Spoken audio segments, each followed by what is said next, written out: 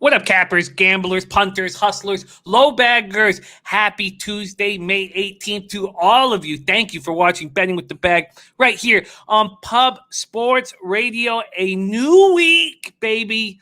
A new week. I'm refreshed. I also got vaccinated yesterday, so the border's going to go open up, and I'm going to be able to hit all the American cities I choose, go to Vegas nonstop. I'm very, very, very excited. And also, I got the Pfizer shot, and it's like it never happened. Like it never happened.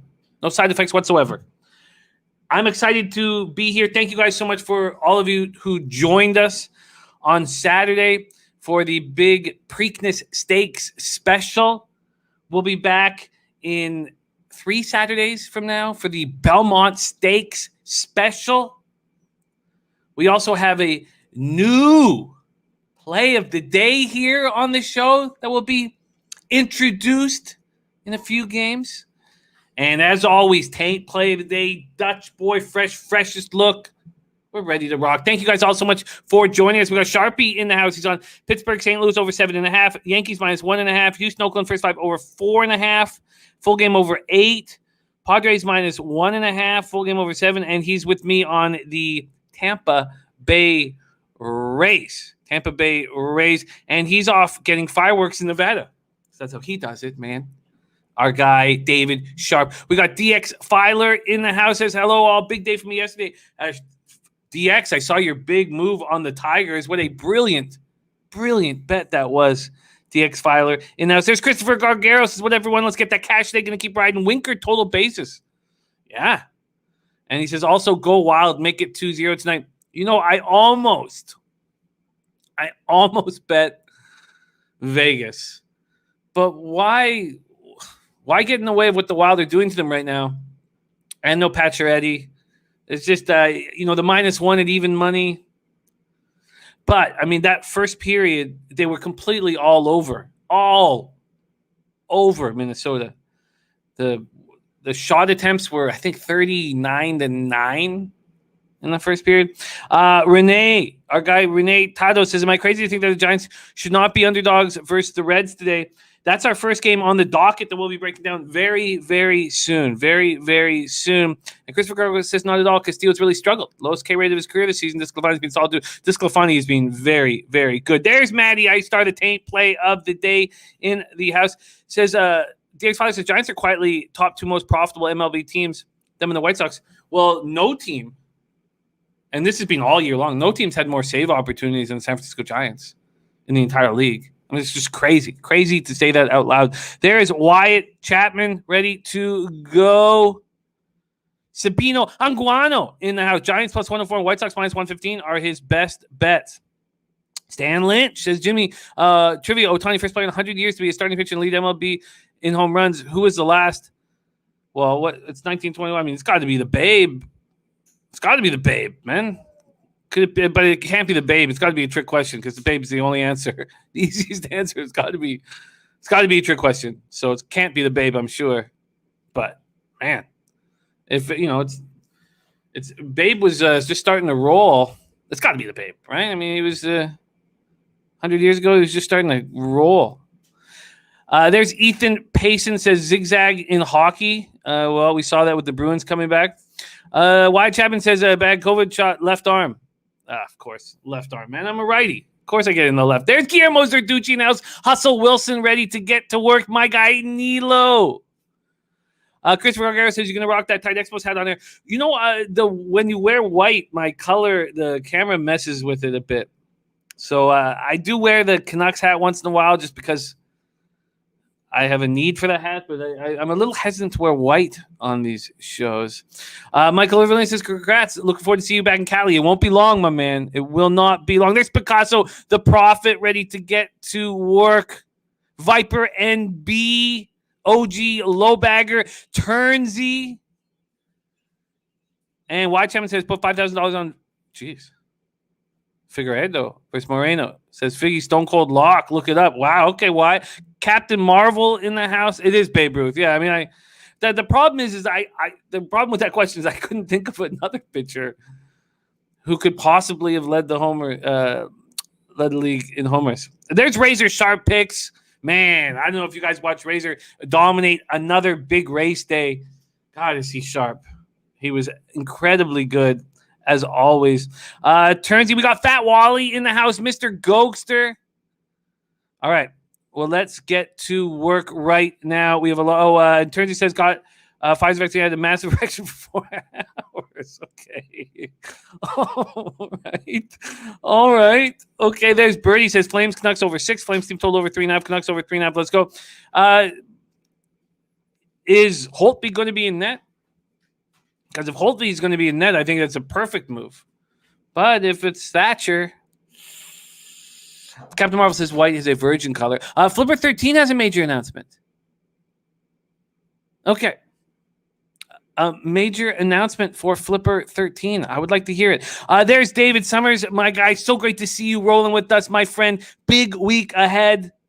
Slot says, hey, Jimmy, only one bet so far. Lightning minus 120. No Bennett and the power play is fired. You pretend Canucks are in the playoffs while they're playing these games? No. I want Benning fired so badly. Fire Benning. That's a gift back to me. That would be a gift back to me. I agree with your Lightning, but, Slatsy, I will only make the bet if Bobrovsky is confirmed in net. You confirm Bobrovsky, I'll bet the Lightning. But if they go to Drieger, that guy, I don't know. Life of On Polo says, damn Caps. Yeah, that I could see it happening. I could see that play breaking down in front of me. I could see it coming down in front.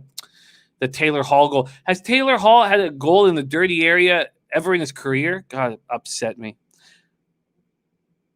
I love it, Flip. I love it, man. Now that I've got the vaccine, come over. There's Clint from the star of the Die Hard MMA podcast. Says, how about those Avs last night? Look, that was an unbelievably dominant performance. I was on the over 5.5 and I didn't cash it. I should have cashed it with all the opportunities that was there. I don't feel like I was on the wrong side, but the Avalanche are going to pay out our futures. They're going to pay us out nice. The Avalanche are the best team in the NHL if they're healthy. And that's an if, because if Grubauer goes down. But Grubauer, man, Groovy. We got Turnsey in the house from Windsor. Also, Big Master from Windsor. Groovy won the 2010 Memorial Cup of Windsor Spitfire. Was it 2010? God, was it that long ago? Jesus. Is it 2010 or 2012? It couldn't be that long ago, could it? But he won a Memorial Cup with Windsor and won a Stanley Cup with the Capitals. Now he's going to lead the way. Clint says Panthers got robbed last game. Goal call back and a bad missed penalty that led to a goal in third period. I'm looking Panthers tonight. Well, only. Nice job. Okay, let's get and look at that. Die Hard had them first period minus half, full game minus 1.5. All right, let's get to work. And Ethan says break out the brooms for the Blues. God, they did not look good. Look good. All right, let's get to work right now. We start in MLB. Also, this is our first show after 6 weeks of grinding out MLB, NHL, and NBA, regular season games. Now we finally get that reprieve, which is glorious for me. It doesn't require 8 hours of capping, and then you'll see me having more energy on the show because I won't have 8 hours, and I can do the horse shows now comfortably. The Wednesday, Thursday horse shows, Razors horse shows. All right, let's get to work, guys. Thank you guys so much for joining us. Betting with the bag right now, baby. Right now. Mr. Ghost said first game played with the Belleville Bulls, too. Yeah, man. All right, let's get to work. We start at 6:40 p.m. Eastern. But first, I did lose 2 bets in MLB on our big Preakness Saturday day on the White Sox against the lefty, and I should have gone right back to the well the next time they faced the lefty, but I needed a little while off, also to dry out. But so that was a loss of 2.15 units on Saturday, and I'm pretty vulnerable. It's been an okay season, but I'm 102 wins, 89 losses, and that's 53.4%. I'm up 0.26 units, ROI of minus 0.14%, average line minus 112. I'm vulnerable, and I've made 7 bets already today. So let's get to work. There's Dutch Boy Fresh in the house. Let's get to work. And Slat says, Brady waiting for that, riding that Flames over. I still think if Thatcher's in net, I don't know. We'll talk about that game. Everything is broken down comfortably. with time to spare. For the first time in a long time since MLB started, let's get to work. We start with the Giants, 25-16, 11-12 on the road at Cincinnati Reds, 19-20, 10-8 at home. Great American Ballpark in Cincinnati, Ohio. 73 Fahrenheit, overcast, 6 miles per hour in. Anthony DeSclafani. He's been so good this year. Beginning of the year, I was like, the ballpark is the perfect fit for him in San Francisco, but he's been pitching well on the road as well. Here's another road start. He's coming off a road start. He went 5 innings, allowed just 1 hit, no earned runs, 1 walk, 5 Ks, and a 3-1 win at Pittsburgh. Now, I know Pittsburgh doesn't have a vaunted lineup, but DeSclafani's pitching well. 3-1, 2.14 ERA, 0.88 whip, 46 in the third, 41 Ks, 11 walks, 4 home runs. Luis Castillo has been terrible. What do you do with him? What do you do with Castillo? 1-5, 7.71 ERA, 1.79 whip, 37 and a third, 29 Ks, 12 walks, 6 home runs. Last start, he went just 3 2/3, 10 hits, 8 earned runs, 1 home run, 2 walks, 3 Ks in a 13-8 loss in Colorado. He's got to find this much easier. There's my guy, Jacksonville Zoe, in the house. And Christopher Gargaro going back to what's working.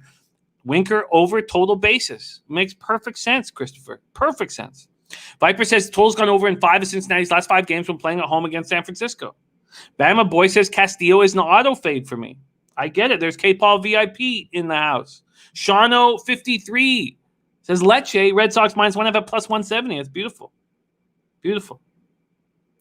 So, Giants versus righties, 221, 705 OPS. Reds versus righties, 260, 778 OPS. Giants bullpen, 4.38 ERA, 1.30 whip. And I'm telling you, and I know I've made such a big deal about this stat, and I continue to do so, but it blows my mind.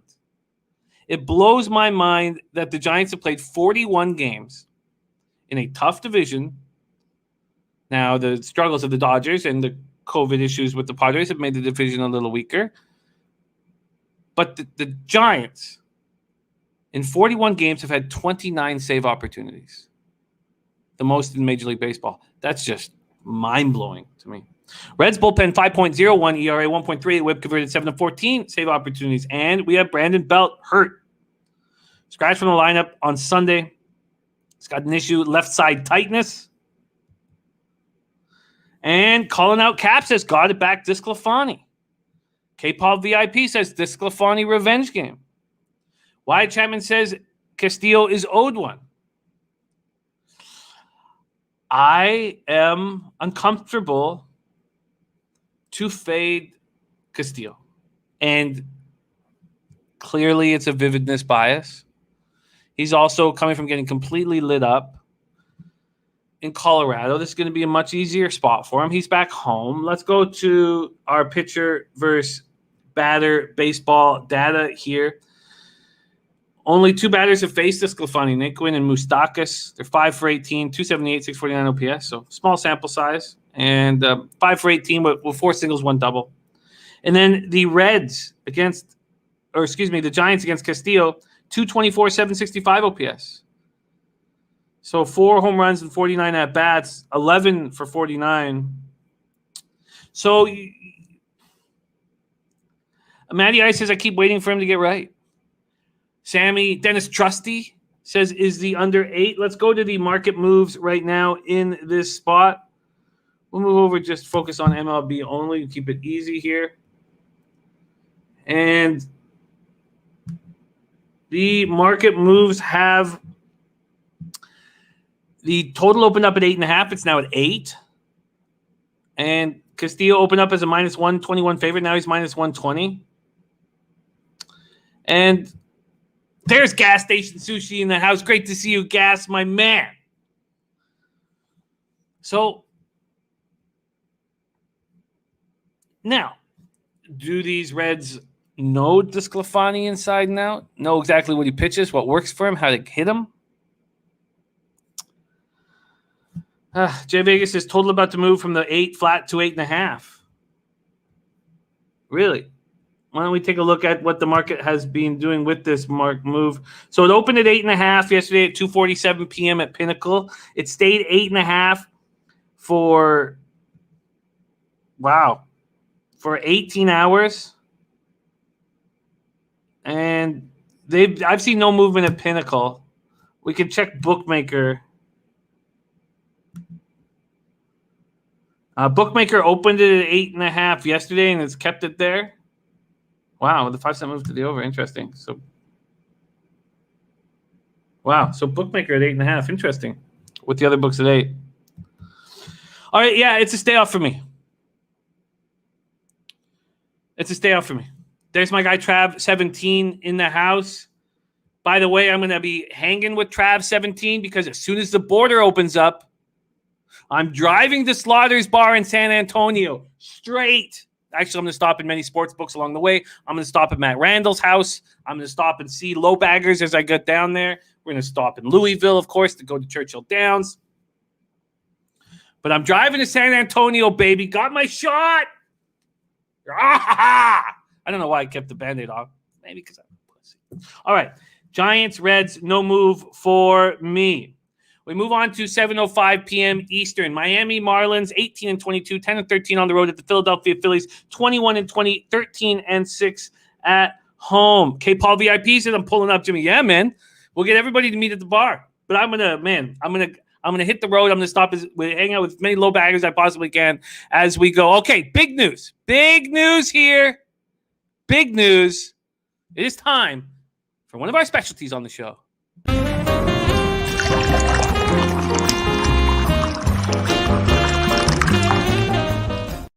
The freshest look. Was that a Mickey Mouse Band-Aid? No. It's just whatever she gave me. It was last night at like 7 o'clock at night. I don't know. I haven't touched. I haven't showered. Of course, I just cap in my own filth. Freshest look over 12.5 rebounds. Russ has averaged 14.5 rebounds last 7. Season being out rebounded 6 of last games, 7 games without Brown. Russ will show out. The freshest look is in over 12.5 rebounds for Russell Westbrook. There goes us as gap in your state, Jimmy. Of course. K-Paul VIP says, I'm in Vegas now at the sports book. I love it, K-Paul. I love it. Frankie Martinez says, did I miss B-ball talk? No.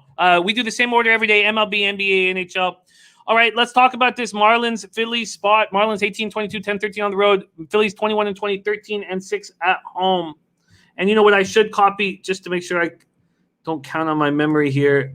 Let me copy and paste that and put it right above the basketball game. I love playoffs, man. I only have one future in NBA, and I have a few futures, but just on 2 teams in the NHL, just the Caps and Avalanche. And my one future in NBA is a very simple one, just Sixers to win the East at plus 550. Okay, so let's hammer this Marlins game right now. And there's our Fat Wally saying, slowly getting better, Dutch.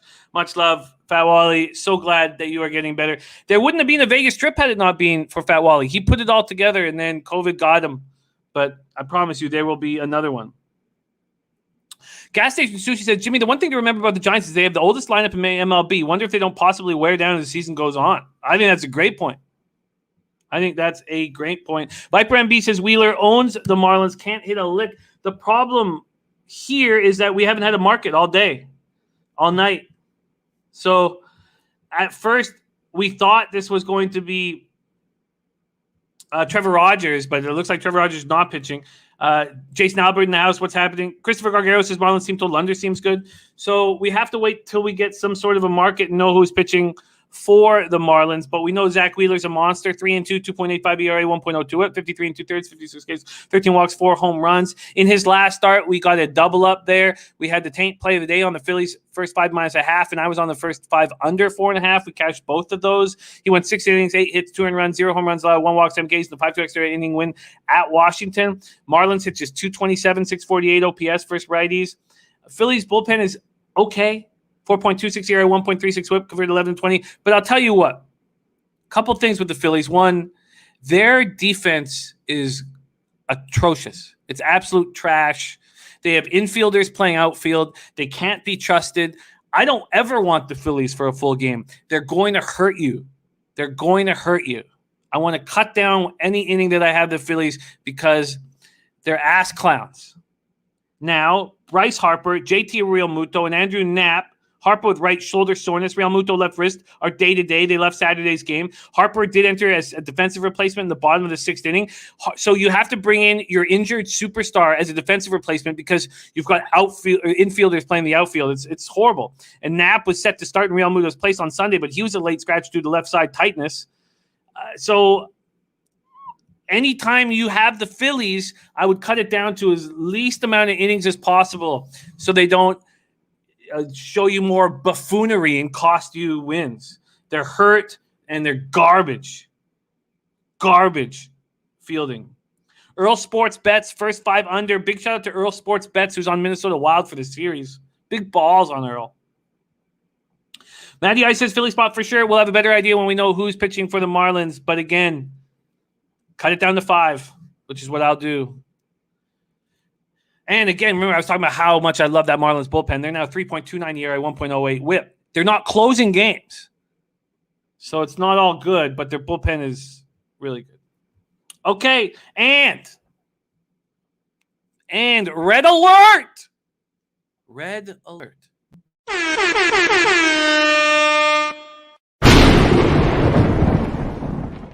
The Taint play of the day is in. Taint.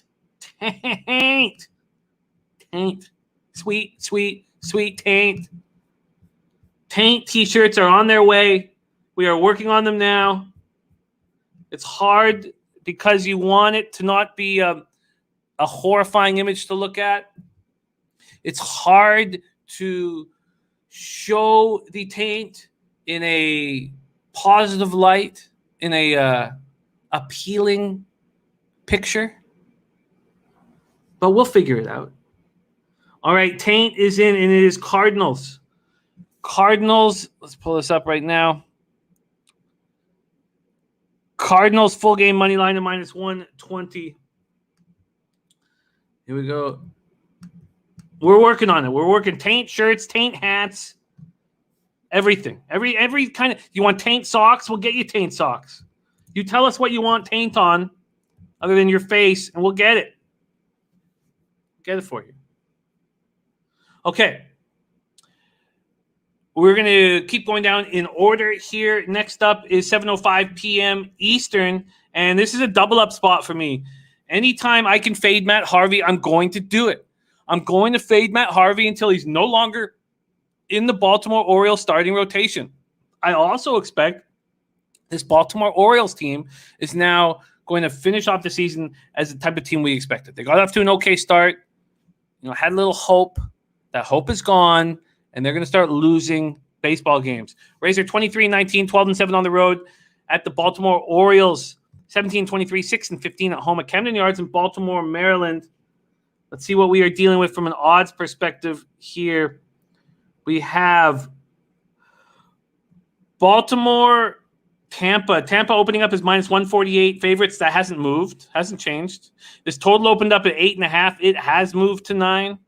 There's Austin Hill in that house. Earl Sports did beat that line move. There's Leroy Flood, Juan Ruiz ready to go. And Mr. Gokster, Tampa Bay first 5 -1/2 is his play of the day. That is a move I am on as well. I got the Rays first 5 -1/2 at -120, and I got the Rays full game, and I bet that last night at -128, and I could have waited and got actually a better line. 75 Fahrenheit, clear 6 miles per hour out to left center. Luis Patino, 1-1, 1.54 ERA, 0.69 WHIP, 11 2/3, 13 Ks, 2 walks, 2 home runs. He's a Colombian, and he's an excellent pitcher. He's not being stretched out. His last start was just 4 innings long, 3 hits, 1 earned run, 1 home run, 1 walk, 3 Ks. I guess they're worried about his psyche. They don't want him to see the lineups. Definitely not a third time. And Stan Lynch says Patino has some heat. He certainly does. Thank you, DC. My guy. All right. Dutchie has that OG in the air. Mr. Ghost says the Patino kid looks electric. Yes, it's a double spot. We're backing Patino and we're fading Harvey. Now, if you have a first 5 team total over for the Rays, I would bet it. If I had one, I would have bet it. But bet 365. I don't know if there's a book that makes as much money as them. They know what they're doing, and they don't offer the first 5 team totals. Matt Harvey, 3-3, 4.81 ERA, 1.37 WHIP, 39 in the third, 29 Ks, 11 walks, 3 home runs. His last start was ugly. He's not going to be in this rotation for long. Rays don't hit righties hard, 231, 706 OPS. Let's see if they hit him hard. They don't. 12 at-bats against them. They're 1 for 12. But it's Margot, Phillips, Maya, and Meadows. I'm not concerned. I expect him to get touched. And Mr. Ghoster says Penny has 2.5 minus 110 first 5 team total over. I like it. Mally Mouse says Harvey trash. Let's rake him. There's Kevin Riley, and there's Rocky Meniketti. And Jay Vegas is under 9. 8 of the last 9 have stayed under the number. Stan Lynch says Rays first 5 looks decent. I'm on it. Rays first 5. I'm on Rays full game -1. Rays first 5 -0.5. Very comfortably. Orioles. I mean, we look at the Rays versus righties, 231, 706 OPS. Look at the Orioles versus righties, 214, 638 OPS. Rays bullpen, 3.70 ERA, 1.22 WHIP. It's looking better as the season goes on. Orioles bullpen's being a bright spot for them. 3.44 ERA, 1.18 WHIP. They've converted 9 of 18. All right. Renee says Orioles just don't have any other options to put in the rotation. I get it, but he'll be so bad that they'll have to bring somebody up. Is the way I see it. All right. And Wyatt Chapman. Bag alert, putting my whole kitty on the Taint pick of the day. Oh, by the way, the Taint pick of the day on this show, 18 wins, 11 losses, hitting at 62.1%. Okay, so let's move on to another spot that hasn't had a market all day and all night, so we can't spend too much time on it, but it is this Mets-Braves spot. Mets are 19, 16, 8, and 12 on the road. Braves 19, and 22, 9, and 12 at home. We're at Truist Park in Cumberland, Georgia. 76 Fahrenheit, mostly cloudy, 10 miles per hour in. So the key points that we do know is Tucker Davidson will be on the mound. So there's a couple different things happening here. One, you have this 25-year-old Tucker Davidson, 19th round pick out of Midland College in Texas. He threw just an inning and 2/3 last year, and he got lit up in that short period of time. 7 runs, just 2 were earned, 3 hits, 1 home run, 4 walks, 2 Ks. But in 2019 in AA and AAA, he was excellent. 2.15 ERA, 1.25 WHIP, 129 2/3 innings, 134 Ks, 54 walks. I do think that K to walk ratio is too high for if you were to think of him as an elite level prospect, which he's not. So that's the first spot. How are you dealing with Tucker Davidson? The second is that Mets only hit 229, 680 OPS versus lefties, and I imagine that's going to go down because Kevin Pillar out of the lineup, Conforto and McNeil out of the lineup. Conforto right hamstring, McNeil left hamstring. So they bring up Khalil Lee and Jonashwi Fargas. Might be pronouncing that first name wrong. And Kevin Pillar out of the lineup. So what do? Do you trust Tucker Davidson? I guess I would because the Mets are so banged up and they don't hit lefties to begin with. So I guess I would. But look, I don't know. It's not fun. It's a guessing what Tucker Davidson's going to do. But I think that we know that with the injuries and with their weakness against lefties, that you could probably count on the Braves if it's not expensive. But we must see when the market opens up. All right, a couple market moves that I beat up badly. One, and a lot of people very uncomfortable with this move that I made. But I'm on the under 9.5 in the Red Sox-Toronto Blue Jays game. Huge amounts of wind blowing in this spot, and 2 lefties that I can trust enough. And don't ask, don't tail in the house. He will. Thank you. There he is. Okay, so let's talk about this Red Sox, Blue Jays, and shout out to our guy, Don't Ask, Don't Tail. Red Sox 25-17, 12-5 on the road. Toronto Blue Jays 22-17, 9-5 at home. We're at TD Ballpark in Dunedin, Florida. 84 Fahrenheit, partly cloudy, 18-mile-an-hour wind coming in, and it goes up to 21 miles an hour. Let's just double-check that wind at a different site because we have had questionable wind statistics before.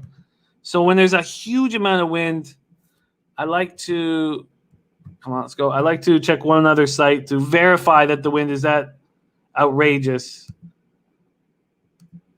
And here we go. This market all the way also has gone from 9.5 down to 9. I want the 9 for the win. I don't think I'd bet it at 8.5. And let's see what the wind is here. Come on, show me. Oh, there it is. Yeah. But they've got it right to left. 18 miles an hour right to left. Kevin Riley says a lot of runs here. Arthur Meade Jr. says Toronto Blue Jays for the win. I'm very comfortable with this under 9.5. And let's just see how Baseball Data has this wind one more time quickly. I guess if I'm this interested. So, yeah, it's left to right, but I've got it coming in. Whoa, I've got this wind way less than it was. Jeez. It says 11 miles an hour in. Oh, no, sorry. It says 17. Excuse me, we're looking at the wrong game. 17 miles an hour. Goes up to 18. So it's a little less than it was yesterday.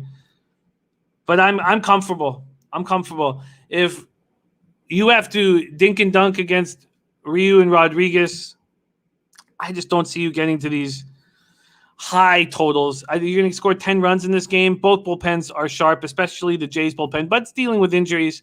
Against Rodriguez, they're hitting 247 with a 788 OPS. That's 23 for 93. And then against Ryu, they're hitting 274, but with a 770 OPS. So just one home run and 62 at-bats. And they're not going to hit any today with the wind blowing in the way it is.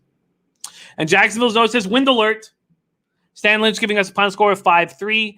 Brian Watson said Vladdy's heating up right now. This whole club is heating up. The Blue Jays are a very dangerous team moving forward.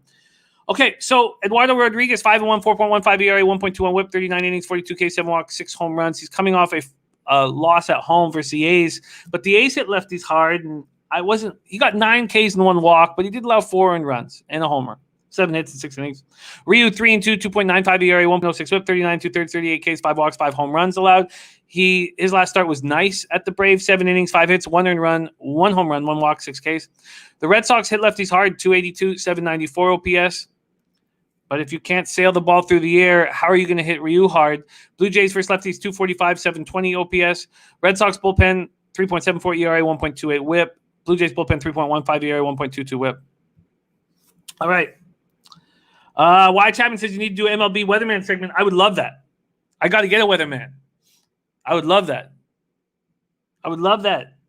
You know, maybe it's a job for Jose, my producer, on the 1s and 2s. Here we go. David Sharp on the road, still coming in, says Dirty K prop on Snell over 6.5 Ks. He has a K rate of 31%, going versus a team who doesn't show up on the road. Now 2-15. Cheers, fellas. Time to dab and go get these boomsticks. Oh, Sharpie's driving to Nevada. Sharpie's driving to Nevada to get fireworks right now. Time to dab and go get these boomsticks. Oh man, God, I like that line. That's gotta be you need that. That's gotta be a sticker. We need that as a sticker for you. Okay, I'm going to pop this in right above that Rockies-Padres game. Time to dab and go with these boomsticks. The David Sharp story.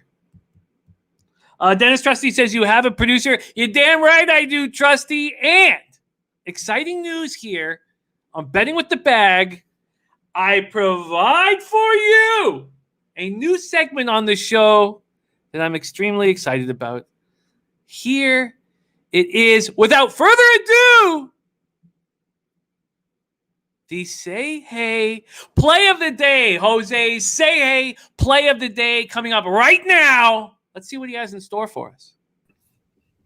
What a time. What a time. My father, my gambling father, Jimmy the Bag. Jimmy, first of all, how are you? I'm good. And as your father, don't disappoint me here, Jose. You know what? I wake up every morning and I think, how am I not going to disappoint Jimmy today? And today, you know what I'm going to do to not disappoint you? What's that? I'm going to ride my giant friend, Lance Lynn, today. Me and David Sharp, we have a lot in common, and we love K-props. And it's going to be a little tease right there for you, Jimmy. All right. Okay. So we have the 280-pound Lance Lynn, the Bulldog, on the bump. Tell me about this strikeout prop. What is the number you're getting at? What's the book? And why do you believe in it so? So I'm looking at Bovada right now. We're looking at a couple lines, looking around, trying to see who puts it out because it's an early morning and many people don't put out these props that early. Right now, I'm looking at over 6.5 at -110 at Bovada. I don't understand why it's so low to begin with, but we'll go continue on. Michael Pineda versus your boy Lance Lynn on the bump today. I believe it's a 7:40 start at Target Field, wherever we're calling it nowadays. Beautiful stadium, by the way. Lance Lynn already faced these Twins before today. He had 9 strikeouts in his last appearance, only gave up 2 hits. That's Jimmy. Can you confirm? Is that good, Jimmy? I need a confirmation real quick. That's good, Jose. It's good. Okay, thank you. I appreciate it.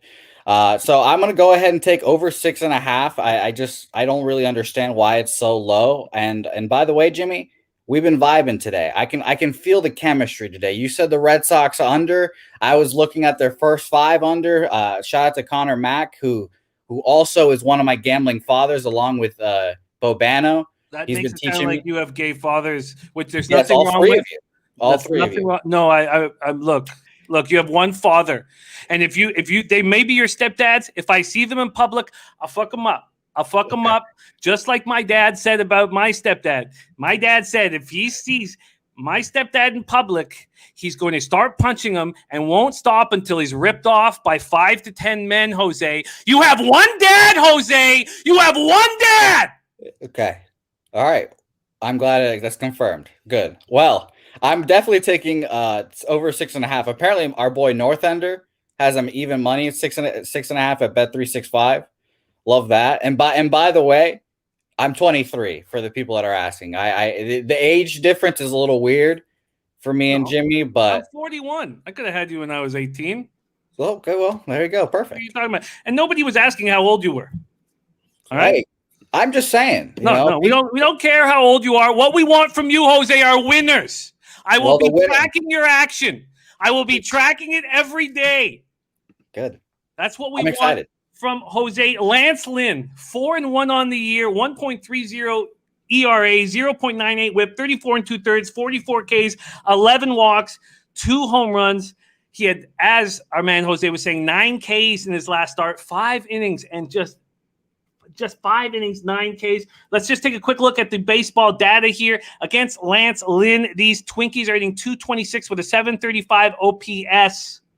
And they get the Pineda, 284, 866 OPS. So I am on the Chicago White Sox first 5 and full game. With your belief in Lance Lynn, is that a lean for you? Were you also thinking about backing the White Sox as a team here? Yeah, no, I'm all the way with you there. I love both those looks for you, Jimmy. They got shit pumped last night. You probably saw that. I think the final score ended up 16-4. Shout out to my fellow Venezuelan Willens Astudillo for getting pimped on by your meme Mercedes last night. We always love that. And Jimmy, I know you love a weather report, Jimmy. I know you love a weather report. I do. 10-mile-per-hour wind gusts with 6-mile-per-hour wind southeast. And Jimmy, guess what? That air quality, fair. This Twins team is going down in flames. It's sad. It's really sad. Kepler, Astudillo, Maeda were all hurt on Sunday. Kepler's hamstring tightened. Astudillo exited the second inning after staying a left hand contusion. What a little bitch. Maeda experienced some groin tightness and hurt feelings. They also lost Cave. So now Cave, Kepler, Buxton are all currently out of action. This is a Twinkies team going down in flames. And Jose, my illegitimate son, who better step up in front of my fucking friends and colleagues. He better step the fuck up or we're going to have a serious fucking problem here. A serious fucking problem. But I expect my son to step up. In fact, I know he will. And we will be tracking his record just in case he fucks up. And then we give him the boot. We give the producer the boot from the show. Also, if he fails here from a capping standpoint, he also loses his job as producer on the show. Did I tell you that? Yes. Okay, good. Chris, I mean, it's only fair. I mean, It's only fair. Fair's fair. It's only fair. It's only fair. Jose, very, very exciting. I'm excited to see you rock and roll here on the show. Let's pop it up one more time. Jose is on the Bulldog, Lance Lynn, all 280 pounds of ass on the mound at over 6.5 Ks. Jose, thank you for rolling with us, my man. No problem, Jimmy. Hey, by the way, that face, legendary right there. Legendary. Thank you. Thank you. You're a good man. There he is, Jose, my producer. His job is on the line. And I doubled up on the White Sox, first 5 in full game. I didn't get great numbers myself. I got, what did I get here? I got minus 125 on the first 5. I could have got minus a half a plus 105. I thought very hard about it. And I got a full game at minus 120. Both these pitchers, Pineda and Lynn, just met their opponents 5 days ago. And we know that this is a Twins team that's what? I mean, Josh Donaldson can't even buy them robes. These guys are lost out there. Yeah, I have you hitting that, Matty Ice. I have you hitting the 18-1 with the White Sox on Friday, game 2. I'll go over everything again, but I track yours. I have you 18, so I'll if Matty says he's 19, I'll check that again for you. Turnsy says, Jimmy, could you scream at me every morning, get me going every morning, a little pep talk? I'll pay. Absolutely. Absolutely. Turnsy, you son of a bitch! Get out of bed! Get out of bed! Your son needs to be walked to school, and you need to raise your family! Make some breakfast, put something nice on, get your son to school, and go to work! You son of a bitch! Something like that, maybe? Turnsy? Maybe something like that? Okay. Let's move on. Wash your face, raise your kids. That's nice, Ricky. Wash your face. I should have said that. But you know what? Fuck it, man. Fuck it. He doesn't need to wash his face. He can keep his face dirty. What do I care about his face? Just get your son up and feed your son. You lazy sack of shit. Get up! Okay. We move on to the Washington Nationals at Chicago Cubs, 7:40 p.m. Eastern. Washington Nationals 16-21, 7-11 on the road at Chicago Cubs, 20-20, 14-8 at home. Wrigley Field, Chicago, Illinois, 65 Fahrenheit, light rain, 12 miles per hour, sideways, slightly out. We have Patrick Corbin, the enigma that is Patrick Corbin. What the hell do you do with Patrick Corbin? 2-3, 6.19 ERA, 1.38 WHIP, 36 in the third, 29 Ks, 14 walks, 10 home runs. Coming off a nice start against the Phillies at home. 7 innings, 5 hits, 1 earned run, 0 home runs allowed, 0 walks, 9 Ks, and a 5-1 win. Going up against another enigma, Zach Davies. When I look at these pitches, I'm like, what do you do? When I watch Zach Davies pitch, I think I could hit him. I think I could fucking rock him. Tossing out these little 80-mile-per-hour soft tosses, and when the wind's blowing in heavy at Wrigley Field, he looks okay. But in regular situations, he looks terrible. David Sharp says this game isn't on my board yet. Let's take a look at it here. It is just getting up right now. So the total is 8.5, and it was a pick 'em, but money instantly moving on Corbin and the Nationals. Deacon Mike in the house, our Cubbies guy. Our Cubbies guy says take the over the total here. Makes sense. Zach Davies, 2-2, 5.60 ERA, 1.78 WHIP, 35 in the third, 22 Ks, 20 walks, 3 home runs. Last start, he went 5 in the third, 6 hits, 1 earned run, 0 home runs, 2 walks, 4 Ks, and a 2-1 extra inning loss at the Indians. Nationals versus righties, just 245, 695 OPS. And the Cubbies, hit lefties, 245, 760 OPS. Nationals bullpen, 3.70 ERA, 1.22 whip. They've converted just 4 of 7 save opportunities. God, these Nats. They're 37 games in and have had 7 save opportunities. The Cubs bullpen, 3.40 ERA, 1.33. They've converted 9 of 14 save opportunities. Deacon Mike says Davies sucks. Y Chapman says, when are you going to cap MMA UFC again, baby? Y Chapman, I leave that to the experts. I could come on the show and I just hope. Remember, I was just the host in those shows. I can't really help. Okay. Let's take a look at batter versus pitcher here in this spot. Against Corbin, they're hitting 284 with an 814 OPS. So who hits them? Happ 3 for 7 with a homer. Baez 5 for 14 with 2 homers. Bryant 5 for 11. Rizzo 4 for 15. Do you know that Marcus Semien has the number 1 WAR among shortstops since 2019? And I mean, he had a monster year in 2019, but that's just unbelievable. When I think of Baez against Semien, you'd think, well, I'm sure Baez has bigger numbers. Nope. Viper says this game is not worth capping. Stanley says Davies' sinker is good when he's on, no doubt about it. Trav17 says Cubs or pass. And I will note that Deacon thinks we should move on the over.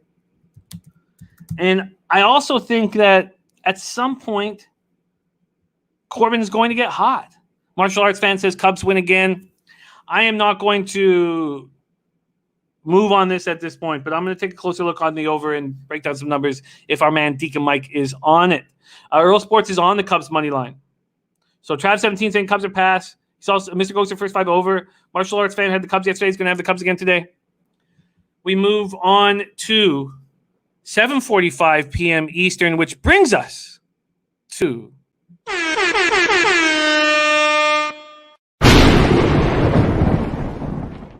the Taint play of the day. The Taint play of the day. Pittsburgh Pirates at St. Louis Cardinals. Pirates are 17-23, 9-12 on the road. Cardinals are 23-18, 12-8 on at home. Busch Stadium, St. Louis, Missouri, 69 Fahrenheit, mostly cloudy, 13 miles per hour sideways. You have JT Brubaker, who's had a very good season. He's looking like the ace of the staff. But then you go over to the baseball data, and you see that these cards hit him hard. 391 with a 1.043 OPS against Brubaker. That's in just 23 at-bats. So they're 9 for 23 with 3 doubles and 1 home run. And I did not know what to make of those numbers. The sample size was small, and Brubaker seems like he's just got a ton of confidence right now. But those are legitimate numbers, and Matt Randall sees them and thinks that Brubaker is vulnerable against the Cardinals, and he's right. John Gant, 220, 670 OPS against them. The Buccos don't hit him. Hit him. Razor Sharp says, damn, I'm big on the other side of Taint today. That's scary. It's very scary. David Summers says, I'm going to track the correlation between how well our card does when Jimmy screams. Well, look, if my son steps up, there won't be a lot of screaming. But if my son disappoints me in front of my friends and colleagues, well, there's going to be a problem. John Gant, 2-3, 1.83 ERA, 1.63 whip, 34 1/3, 29 Ks, 27 walks. Look at that K to walk ratio. It still doesn't seem to be hurting him that badly. Last start, he went 5 innings, 3 had 0 earned runs, 33 walks, 4 Ks, and a 4-1 loss at Milwaukee. Pirates first righties, 235, 657 OPS. They don't hit them hard. Cardinals don't hit righties hard, 222, 680 OPS. Pirates bullpen, 3.87 ERA, 1.19 whip, converted 6 of 7 save opportunities. They're a good bullpen. Cardinals bullpen, 3.98 ERA, 1.36 whip. They've converted 13 of 15 save opportunities. Matty Ice says, I also like the fact that St. Louis has lost 3 straight overall.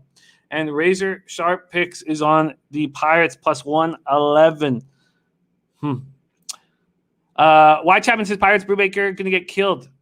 My man Taint, baby. Let's cash out in all denominations. Did someone said you need some of that yakety yak. I'm not going to start drinking on these morning shows.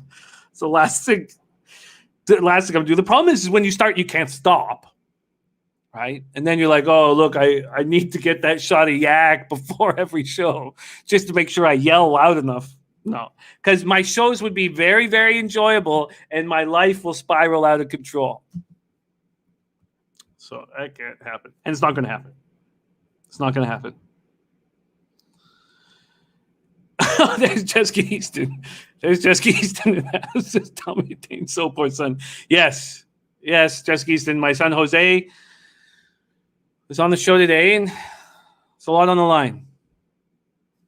There's a lot on the line.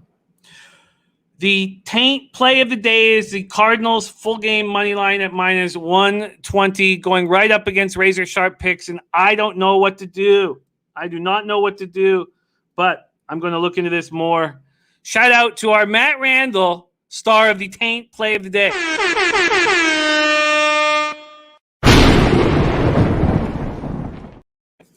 All right, we move on. 8 p.m. Eastern, New York Yankees 22-19, 11-10 on the road at the Texas Rangers, 19-24, 10-10 at home. We're at Globe Life Field in Arlington, Texas. The roof is closed due to rain, and we know what happens when the roof is closed and that ball just doesn't soar and these games go under. But do you trust Jameson Taint and Mike Fulton-Avich? Because I look at both these pitchers on the mound and I want to take the over.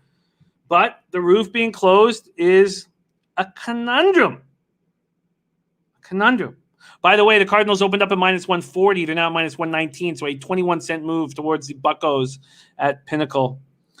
A tricky spot here with Taint versus Fulton-Avich. First off, this total opened up at 9.5, and it's now down to 8.5. Ooh-wee, a whole run down. Taint and the Yankees opened up minus 165. They're now minus 145. A 20-cent move. A 20-cent move over to the Rangers. Christopher Gargaro said Yankees not being able to hit last night cost me. There's certain pitchers that I've just got to stay off when they pitch. Velasquez, Lyles, they just seem to get me right in the tonsils. Taint 1-3, 5.40 ERA, 1.20 WHIP, 33 and a third, 43 Ks, 8 walks, 8 home runs. In his last start, 4 2/3, 6 hits, 4 runs, 1 home run, 2 walks, 9 Ks, and 9-1 loss at Tampa. We were all over fading him in that spot. Fulton-Avich, 1-3, 4.60 ERA, 1.36 WHIP, 45 innings, 39 Ks, 12 walks, 11 home runs. In his last start, he went 5 innings, allowed 8 hits, 3 earned runs, 0 home runs, 3 walks, 3 Ks, and 4-3 extra inning loss at Houston. It was pretty good. The Czar says Stanton now is on the DL. The Yankees versus righties, this number is not going up. We've been waiting for this number to go up against righties. They're hitting 217 and 690 OPS. Rangers versus righties, 240, 715 OPS. Stan Lynch thinking about possibly taking a shot with Texas at plus 140. Yankees bullpen 2.93 ERA, 1.04 WHIP. They've converted 12 of 13 save opportunities. This Rangers bullpen is better than I expected. I would almost said good, but I can't quite say good yet. Better than I expected. 4.12 ERA, 1.31 WHIP. They've converted 12 of 16 save opportunities. Let's go to baseball data here and see how these pitchers face their opponents. Against Taint, only Gallo and Dahl have seen them, so they're 2-7 with a homer. Gallo has a homer. And only LeMahieu's gone up against Fulte. And he's 11 for 18 against them. God. And Matty Ice has started a the fresh Taint parlay at plus 257. Fresh Taint parlay at plus 257. There's my guy, Irie Soul. We've missed you. Irie Soul in the house. DC, essential quality for the Belmont. Yeah, I don't know how. I mean, we said it right before he was the favorite in the Derby. We said, doesn't this feel like just another situation where there's a Tappet Colt that's going to lose in the Derby, skip the Preakness to win the Belmont? But the number's not going to be high on him. Maybe Ron Bauer takes some money. Okay, well, I would like these pitchers. I think are so vulnerable, and we see everybody hammering this under. Look, I don't want to go against this market move, but how low is this first 5 under going to go? It's at 4. It's at 4. Tell me they can't get 4 runs against Fulte and Taint?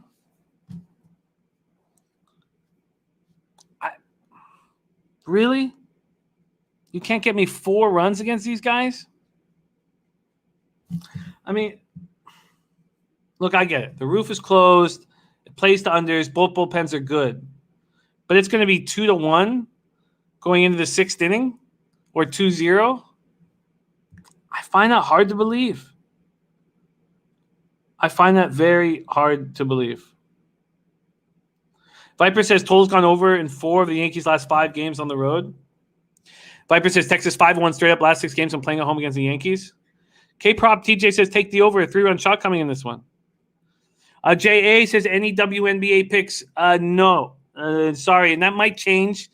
But as of this point, I've not begun capping it. You tell me it's going to be 2-1 or 2-0. I mean, look, I get the full game under. I get it. It opened way too high because the weather report came out, and then everyone's like, "Oh, look, the roof's going to be closed." Stan Lynch is over 6-2 in the last 8 meetings in Texas. God, I just these don't seem to work out for me when I go up against this market move. It certainly feels like this is the spot, though. K-Prop says take the over. First 5 over 4. All this money coming in on the under. Let's just see what this first 5 is in my book here. First 5 over 4 is at minus 105. Oh, it's 4.5. Okay, it's still a 4.5 here. Oh, I thought it was 4 as it get across the board. Oh, shit. No, I'm my fault, you guys. Sorry, it's 4.5 across the board. It's 4.5 across the board. Okay, I'm not going to take that. But if it moves down to 4, I will move on that. Okay, let's go. Brewers, Royals next up. Woodruff versus Chris Bubich, 8:10 p.m. Eastern. Milwaukee Brewers 21-20, 11-8 on the road. Kansas City Royals 18-22, 8-12 at home. Kauffman Stadium, Kansas City, Missouri. 73 Fahrenheit, light rain, 8 miles per hour, sideways across the diamond. Let's take a look at the market move here in this Royal spot. My fault. Sorry, I shouldn't have got us excited about that 4. It's sitting at 4.5, which I don't even hate. I don't hate the 4.5, but I'm going to keep an eye on that market move there. Tommy's going to be 2-2 after 5. I guess that's possible. I guess. Brewers, Royals here. Milwaukee versus Kansas City. Where is it here? There we go. Down at the bottom. This total opened up at 7. It's now at 7.5. Woodruff and the Brewers opened up at minus 168. They're now minus 170 at Pinnacle. So a 2-cent move towards the Brew Crew. JD Films is on the Brew Crew. Brandon Woodruff, 2-1, 1.64 ERA, 0.73 whip, 49 thirds, 61 Ks, 12 walks, 3 home runs. He looks very good. Last start, he went 7 2/3, 3 hits, 1 earned run, 1 home run, 1 walk, 10 Ks, and a 4-1 win at home versus the Cards. Bubich also is a good-looking pitcher. 1.42 ERA, 1.18 whip, 12 2/3, 10 Ks, 7 walks. The K to walk ratio is not good. Last start, 5 innings, 3 hits, no earned runs, 4 walks, 6 Ks, and a 4-3 loss to the Tigers. The Brewers hit lefties, 237, 727 OPS. Royals are struggling versus righties, 232, 692 OPS. Brewers bullpen 4.38 ERA, 1.33 whip. They've converted 11 of 16 save opportunities. Royals bullpen 4.50 ERA, 1.44 whip. They've converted 9 of 15 save opportunities. Both pitchers are vulnerable. Matty Ice says maybe look at KC first 5 team total under. Says this spot screams first 5 under to me. Just don't have a solid read on Bubich. And only 3 batters have seen Woodruff. They're 0 for 12. And only 6 batters have seen Bubich, and they're 0 for 6. I like what I see out of Bubich.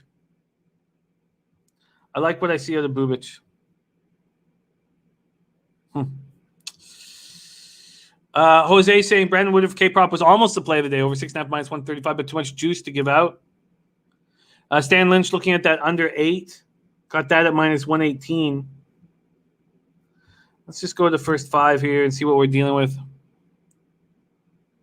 It's a rainy night. You got the wind going across the diamond.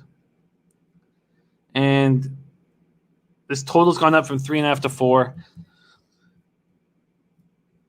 So who are they expecting to get hit here? I'm guessing it's Bubich.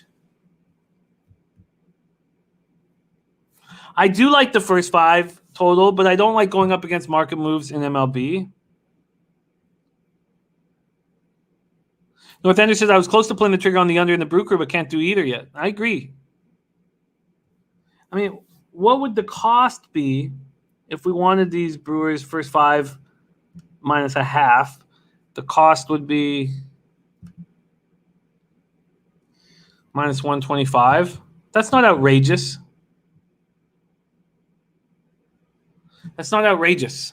That seems like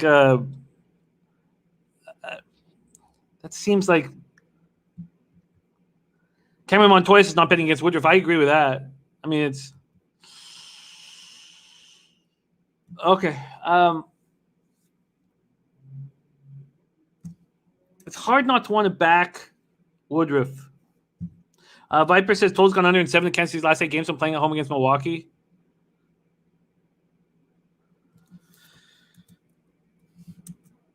Okay, I'm very close to moving on the first 5 minus a half on Woodruff. Fortunate says I've got the Brew Crew hooked with the Friars fading Gomber. Okay, first 5 minus a half. I think I'm moving on with the Brewers. Let's move on to the Indians, Angels. I got this at 8.5 at -120. This has gone down to 8. I'm on the under 8.5. This has gone down to 8. Made me feel good. This first 5's gone from 4.5 to 3.5. And it's gone down to 7.5. Look at that. Ooh-wee. So, and it was 8.5 for a while. It was 8.5 at my book so it opened at 8 at 5:31, and then it went to 8.5. It was 8.5 from 9:12 p.m.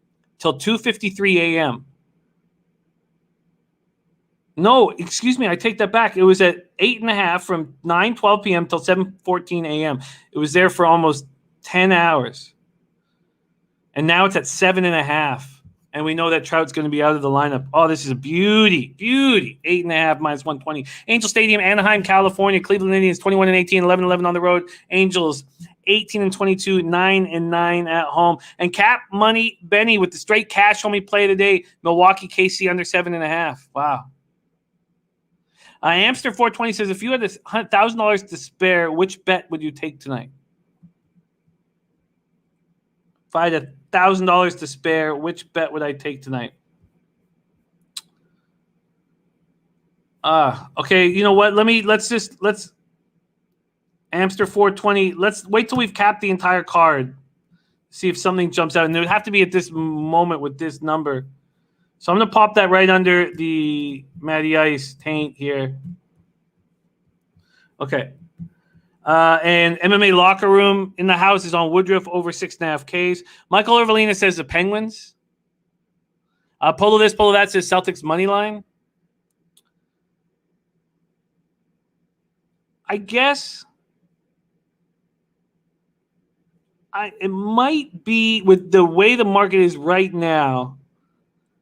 It might be.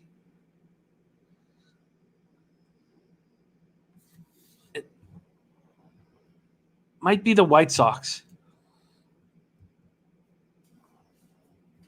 Great to hear that. We love hearing that. Amster 420. We work together as a team to defeat the Juice. Okay, so Indians first lefties. One of the reasons why I was comfortable here with the 8.5. Now I'm loving it, seeing it at 7.5. They're hitting 193 with a 630 OPS. Then you have Angels versus righties, 260, 738 OPS, but you take Trout out of the lineup. Please act 3-3, 3.56 ERA, 0.96 WHIP, 48 innings, 33 Ks, 10 walks, 5 home runs. His last start was good. It was at Seattle. He was in complete control. Now 3 walks, 2 Ks. Maybe that's not what you want to see, but 8 innings, 2 hits, 2 earned runs, 1 home run allowed. Looks good. Heaney coming off a tough start at the Astros. The Astros hit him. The Astros hit lefties, and now he's going up against a team that doesn't hit lefties. Indians bullpen 2.70 ERA, 1.19 WHIP. They've converted 12-14 save opportunities. Angels bullpen 5.25 ERA, 1.51 WHIP. They've converted 9 of 17 save opportunities. And Skins Fan Forever says Vegas is not going to lose tonight in the NHL. I can't wait to break that game down with everybody. It's going to be a lot of fun. I'm very comfortable here. Now, with the Angels opening up at -126, they're now at -112. So that's a 14-cent move towards the Indians, and I get it without Trout, but I'm much more comfortable just hammering this under 8.5. Bama Boy says Cleveland doesn't hit anyone. The Czar says the Golden Knights would be his look with the $1,000 bet. We move on to Astros A's. This is another move that I'm on. I took the Astros first 5. This is my 7th and final bet here. Cameron Montoya says Vegas in trouble if they lose tonight. God, the playoff hockey is so much fun. Playoff basketball, so much fun. What a great time of year. Astros 24-17, 9-8 on the road. Oakland A's 25-17, 13-11 at home. We're at Oakland Coliseum in Oakland, California. Spenny Penny Bombs took Islanders plus 115. They're the better team and will continue to take the better value. I wouldn't debate that right now with Malkin out of the lineup and Tristan Yari can't sleep because he sees goals going over his glove hand. He doesn't know whether he puts his glove hand too high or too low or what's going on with his glove hand. He can't stop thinking about his glove hand. Man, that reminds me. I was given Troy Gamble's goalie glove. Troy Gamble's goalie glove when I was at Okanagan Hockey School when I was 7, 8. And the guy offered me $50 for Troy Gamble's goalie glove. I laughed in his face. Another guy offered me $200 for Troy Gamble's goalie glove. I laughed in his face. After a few years, it was just a goalie glove. It was worth a few bucks. Nobody cared about Troy Gamble anymore. DC says roof's open. Kevin Riley, top play, White Sox minus 110. I like that look a lot. Stan Lynch leaning Astros and over 8. Javier 3-1, 3.08 ERA, 0.97 whip, 38 innings, 44 Ks, 14 walks, 4 home runs allowed. He went 7 innings in his last start at Texas. 4 hits, 3 earned runs, 1 home run, 2 walks, 6 Ks, and a 4-3 extra inning win. Sean Manaea got hurt badly in his last start. Badly. 2 innings. He got 10 hits, 7 earned runs, 2 home runs, 1 walk, 2 Ks, and 1 loss at the Red Sox. Red Sox smashed lefties. Astros smashed lefties. I may be simplifying things too much. Manaea 3-2, 4.40 ERA, 1.28 whip, 43 innings, 45 Ks, 9 walks, 6 home runs. A's are not hitting righties, 214, 674 OPS, but and this is I just see the A's as a better all-round baseball team. And I'd rather just focus on the 5 innings against the lefty rather than taking it full game. Although if I had a free play, I would take it full game. Jeff Joseph said I was given John Garrett's goalie stick by John himself. Oh, that's dope. Yeah, John Garrett is a great guy. Respect. Oh, and we have a Ronnie Manichetti on the Tainted Cards and Brewers parlay at plus 191. And the Czar had Chi Sox yesterday versus the lefty they crushed. Says I missed the boat. Okay, the Czar, sure. But I was on that boat when it was a sinking ship on Saturday against the lefty. And, but I was taking a couple days there. Bob Taylor says my best hockey possession was the Stevie Y game used stick. And I had a stick signed by the Canucks that I guess I left in the garage. And our garage didn't really have a door on it, and I guess it got teethed. And, yeah, that's that. All right. Pub Sports Radio's producer Jose says, my mom grabbed Miguel Cabrera's ass once. How much is that worth? Well, I wish that he was your dad and not I, Jose. But I'm your dad, so watch your mouth and win this K-prop. So let's go to batter versus pitcher here. Oh, by the way, the Angels get to Plesac in a very small sample size, and Heaney shuts down the Indians, but that's no surprise. Javier looks good against the Astros, 192, 737 OPS. Manaea against the Astros. Sorry, I meant to say Javier looks good against the A's, 192, 737 OPS. Manaea against the Astros, 254, 756 OPS. He's been pretty good against them. I'm just hoping that he gets touched here. I'm not happy, Chusty. I'm not happy. Okay, that's first 5 Astros. I got minus 115 from a market standpoint in this spot. The Astros opened up as -1, or the A's opened up as minus 113 favorites. Now the Astros are favorites, and this total's just been sitting at 8. Okay, we move on to the last 2 games on the card. First up, 10:10 p.m. Arizona Diamondbacks 18-24, 9-15 on the road at Los Angeles Dodgers 23-18, 13-6 at home. Dodger Stadium in Los Angeles, California, 70 Fahrenheit clear, 6 miles per hour, out to right center. And we don't know who is pitching at this point. Do we now have a pitcher for the Arizona Diamondbacks? We don't. We know that Urias will be on the mound for the Dodgers. So let's take a look at Urias here. 5-1, 3.26 ERA, 0.91 whip, 49 2/3, 52 K, 7 walks, 6 home runs. In his last start was a 7-1 win at home versus the Mariners. He went 7 innings, 2 hits, 1 earned run, 0 home runs allowed, 1 walk, 6 Ks, and he hadn't been looking very good, so it was a nice bounce-back spot for him. But these Diamondbacks hit lefties, 251, 801 OPS. Dodgers hit righties, 259, 795 OPS. Diamondbacks bullpen is trash, 5.28 ERA, 1.56 whip. They've converted just 5 of 13 save opportunities. The Dodgers bullpen, 3.67 ERA, 1.42 whip. Starting to look a little better, but certainly got off to a bad start. And Corey Seager, fractured right hand, hit by a pitch, now on the IL. Polo that says Dodgers run line streak has begun. I'd be very curious to see who is pitching for the Diamondbacks. I'm very curious to see what the market is in this spot. But I'm not going to sit here and guess when we don't know who's pitching. But I wouldn't say Urias is being overwhelming, right now. And he's coming off a nice start, but that's against a Mariners team that's not hitting lefties. And now he faces a team that's matching lefties. So, and it's nice weather in LA. I'm pretty excited and pretty interested to see what I can get a team total at. And I'm curious.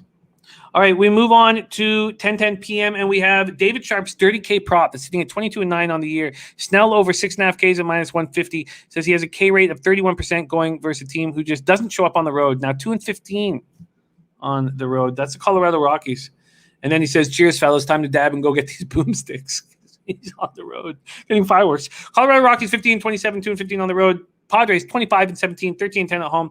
Petco Park in San Diego, California, 63 Fahrenheit, 6 miles per hour out to right field. Let's see what we have here from a market standpoint. We have, where the hell are they? Here we go. Gomber, Snell. This total sitting at 7. It was there's been a 13-cent move to the under, so it was over 7 at -120. It's now over 7 at -107. So a 13-cent move towards the under. Also a move towards Snell, opening at -194, now at -215. So over there we have a 21-cent move towards the Padres. Gomber 2-4, 5.49 ERA, 1.35 WHIP, 39 1/3, 40 Ks, 21 walks, 5 home runs. In his last start, he went 5 1/3, 4 hits, 0 earned runs, 1 walk, 6 Ks, and a 3-2 win at home versus the Padres. It was a pretty good start here. So we have both of these starters just facing their opposition, just facing this. Brian Watson said not betting Gomber. Pile. And North Ender says I'm on the under here. Blake Snell, 1-0, 4.19 ERA, 1.54 whip, very high whip for Snell. High K to walk ratio, 49-24, 34 1/3, 5 home runs allowed. In his last start, he did not look good against these Rockies. 4 innings, 5 hits, 2 earned runs, 1 home run, 3 walks, 7 Ks. Now that was at Colorado in the thin air, and now we come to San Diego where we will have the ocean haze that might slow things down. Kevin Riley says Colorado, a terrible team. Bama Boy says Gomber is a dumpster diver. Rockies versus lefties, though, 281, 792 OPS. It's the only thing that they're doing well. Padres versus lefties, 219, 650 OPS. So you have a team with 142 OPS points higher in this 2-15 on the road Rockies team. Rockies bullpen 5.75 ERA, 1.63 up. They're just abysmal. Padres bullpen 2.70 ERA, 1.11 whip. They've converted 16 of 22 save opportunities. So, and more money coming in on Blake Snell and the Padres as we speak. I'd said there was a 21-cent move. There was just a 11-cent move. 11 cents move over at Pinnacle. Wow. Stan Lynch says the grind for Snell this season is evidenced by his 15% walk rate and the fact he's yet to complete 6 innings. Yeah, I don't know what to do with this spot. All this money coming in on the Padres. I don't really trust Blake Snell right now. I think Gomber has a nice upside, but I could understand anyone being hesitant to back him. This total is sitting at 7, and now money's coming in on the under when it looks like it would be an over spot to me. And the Czar. Oh, sorry. I thought the Czar was making a move there. Bob Taylor says Padres run line. I don't want it. DC says 21 minutes till Belterra. All right, so no move for me there. Then we go to the final game on the card. Detroit Tigers at Seattle Mariners, 10:10 p.m. Eastern. Tigers 15-26, 6-14 on the road. Mariners 21-21, 12-10 at home. We're at T-Mobile Park in Seattle, Washington. Roof closed, rain. Spencer Turnbull, 2-2, 3.91 ERA, 1.22 whip, 25 1/3, 22 K, 6 walks, 1 home run. In his last start, he went 6 1/3, 6 hits, 1 earned run, 0 home runs allowed, 1 walk, 7 Ks, and a 4-3 win at home versus the Royals. Justin Dunn, 1-1, 3.72 ERA, 1.34 whip, 29 innings, 24 Ks, 20 walks, a K-walk ratio, not good. And you could tell that everybody knows that now. The Dodgers were extremely patient against Justin Dunn, and I expect more teams to be very patient against him. He only made it through 3 1/3. He wasn't awful. 3 hits, 2 earned runs, but 3 walks, 2 Ks. Pitch count ran up, and they didn't want more opportunities for the Dodgers batters. Tigers' righties 228, 678 OPS. Mariners' righties 211, 671 OPS. Tigers' bullpen 6.13 ERA, 1.69 WHIP. So bad. But the Mariners' bullpen is good, but they can't close out games. They're 3.46 ERA, 1.15 WHIP, but they've only converted 12 of 20 save opportunities. Matty Ice hits Detroit, Seattle, first 5 under 4.5 was my play of the day yesterday, and we'll be back on it today. And we have Spenny Penny Bombs on a Parks pick 4. Spenny Penny Bombs on a Parks pick 4 right here. And Kevin Riley, it's now minus 227 money line on the Padres, minus 227 at Pinnacle. Very, very, very interesting. Very interesting. Let's go to the pitcher versus batter here for this last game on the card. And, oh, by the way, the Padres are hitting .333 with an .845 OPS against Gomber. And they're hitting sorry. And then the Diamondbacks are hitting .300, .816 OPS against Blake Snell. And makes me want to move on the over, but I'm hesitant to go up against this market move. Against Spencer Turnbull,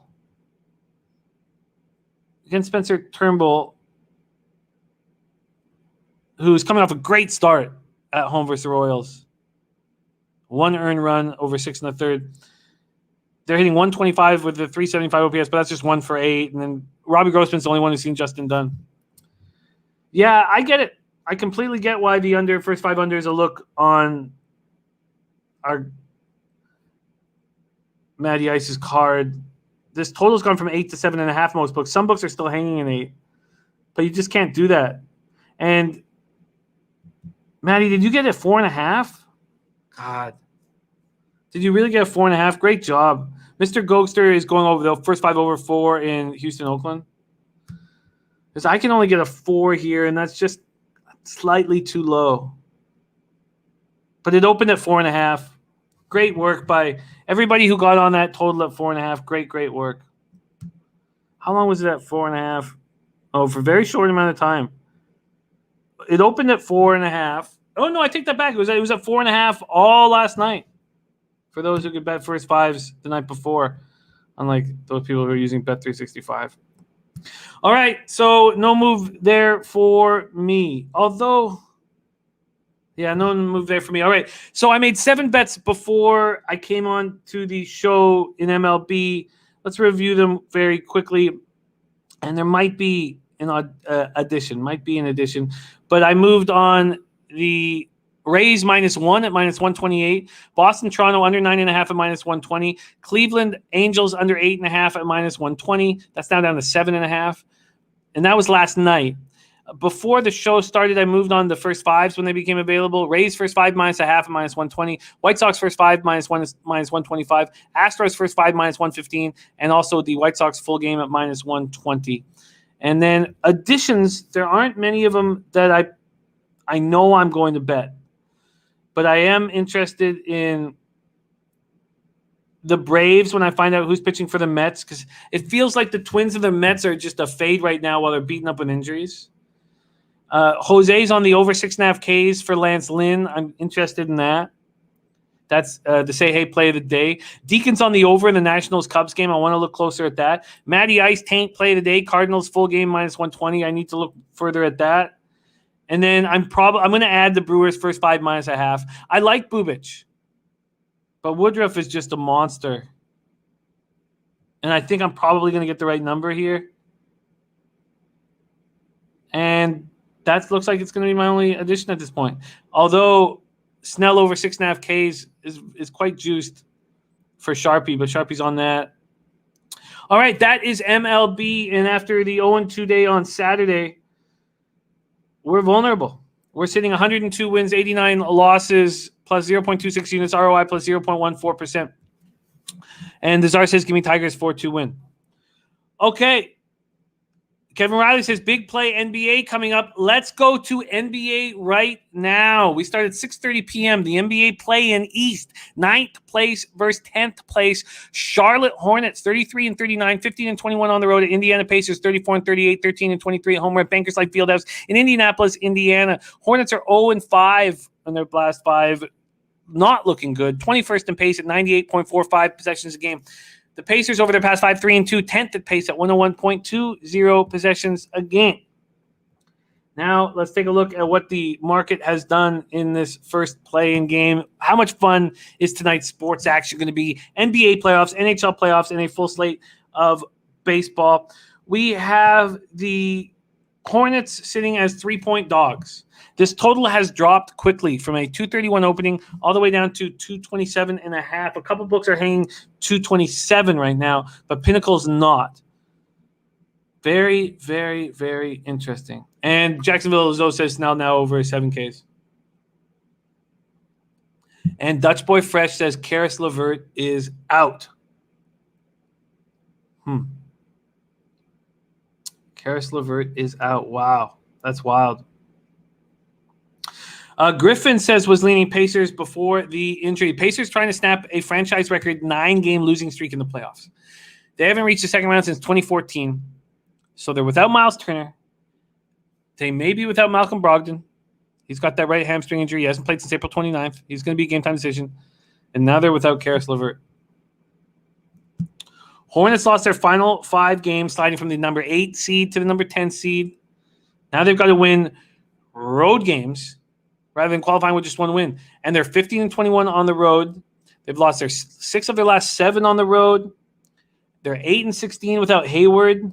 Cody Martin also not going to be in the lineup. Spenny Pennybaum says Sabonis is questionable.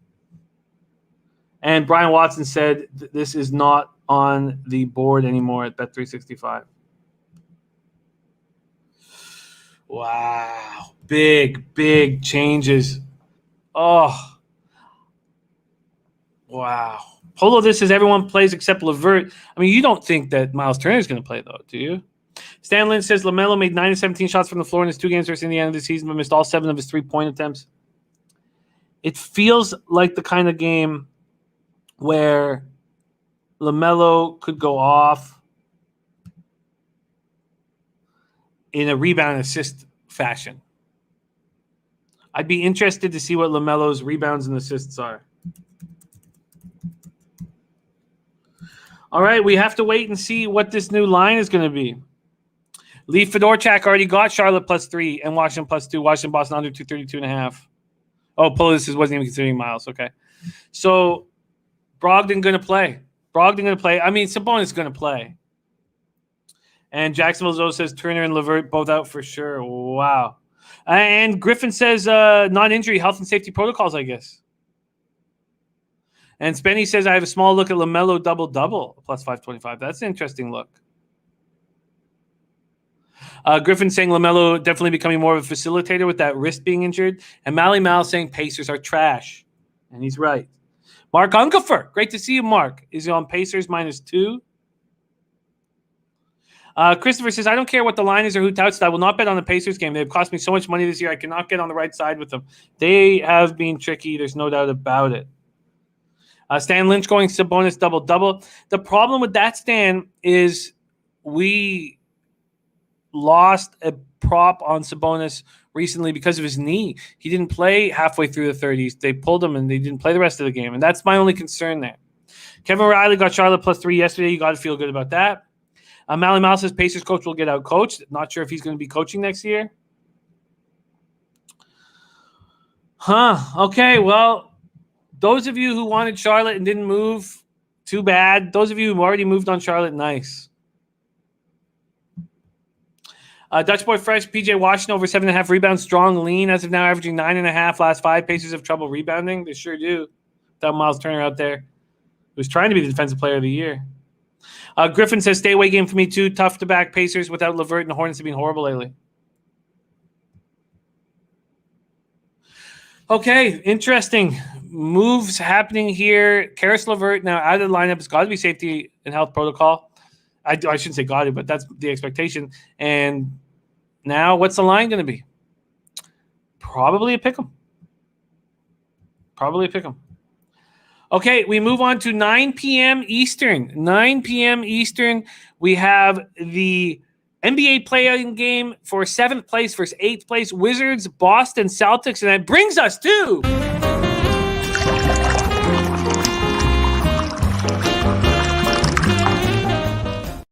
Dutch boy freshest look. Over 12.5 rebounds for Russell Westbrook is the freshest look. He's averaging 14.5 over his last 7. The C's have been out-rebounded 6 of their last 7 games without Jaylen Brown, and Russ will show out. And Trav17 saying Hornets under, Wizards under. Griffin says, love the Wizards in this spot. Wizards 34-38, 15-21 on the road. Celtics 36-36, 21-15 at home. We're at TD Garden in Boston, Massachusetts. Wizards 3-2 over their past 5. They're first in pace, fastest team in the league over their past 5 games. 105.70 possessions a game. Celtics are 1-4 over their past 5, 15th in pace at 99.30 possessions a game. Dutch boy fresh Beal over 39 points at -120, averaging 40.5 in the last 3 meetings this year. I get it, but I'm a little uncomfortable with his hammy. Let's talk about that. Let's first look at the market move here. And we have Washington opening up as 1.5-point favorites. That didn't last long.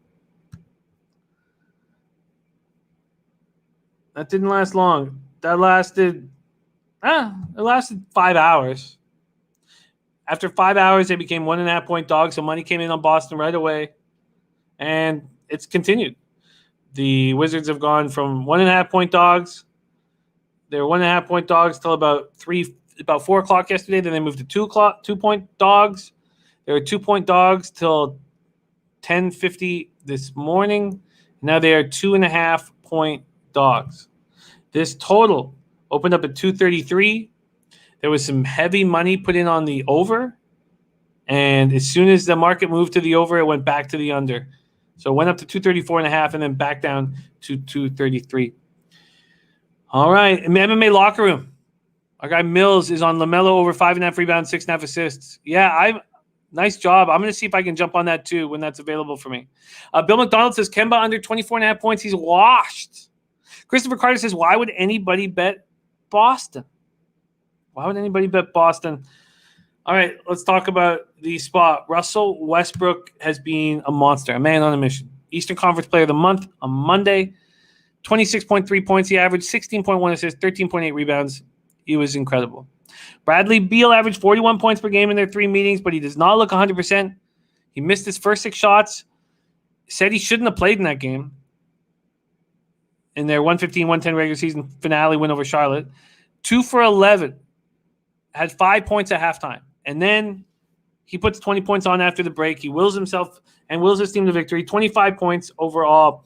He was active for the first time after sitting out 3 games with a strained left hamstring. He fought through pain, and he gets a lot of respect for that. Will he be 100% here is the question. Kevin Riley says Washington over. Take the over. Michael Irvelina says Washington, I want the Wizards to win just so Boston can win the next game, play the Nets, and tie the Nets down in their first series. Just want these Nets out, says Michael Irvelina. Stan Lynch says, I like that. I can now play the Wizards at +2.5. Griffin says, only thing with Wizards is the public will be all over them. North Ender says, Boston been looking lousy lately. Polo this says, big game for Fournier. Mally Mouse says, public on Wizards heavy. Eric Chang, you are a good man. Thank you for the kind words. Dutch Boy Fresh says, I'm also on the Wizards +2.5. I could give you tons of stats, but Wizards just a better team right now. C's don't have their best player this year. Tatum, left ankle impingement, will be available. Tristan Thompson, left pectoral strain, will be available. Kemba Walker, left cervical nerve irritation, will be available. Fournier, right knee hyperflexion, will be available. Smart, right half contusion, will be available. And Robert Williams, turf toe, will not be available. Mally Mouse says, give me Boston. Pedro Barboza says, this whiz movement is a gift. Kevin Riley on Washington and the over. Griffin asking Dutchie what he thinks on these Tatum props. Why don't we take a look at what these Tatum props are right now? Move over to player props in the Celtics Wizards spot. So at Bet365 right now, Beal's at 31.5. That's juiced to the under. Rui Hachimura at 4.5. Nato at 9.5. Russell Westbrook at 24.5. That's juiced to the under. Fournier at 17.5, juiced to the over. Marcus Smart at 14.5, juiced to the under. Tatum at 32.5 at minus 120 each side. Wow. 32.5. They expect a lot out of Tatum tonight. Tatum points, rebounds, and assists are at 45.5. Sebastian A says, yo, you just don't know what you're going to get with the Celtics. I agree.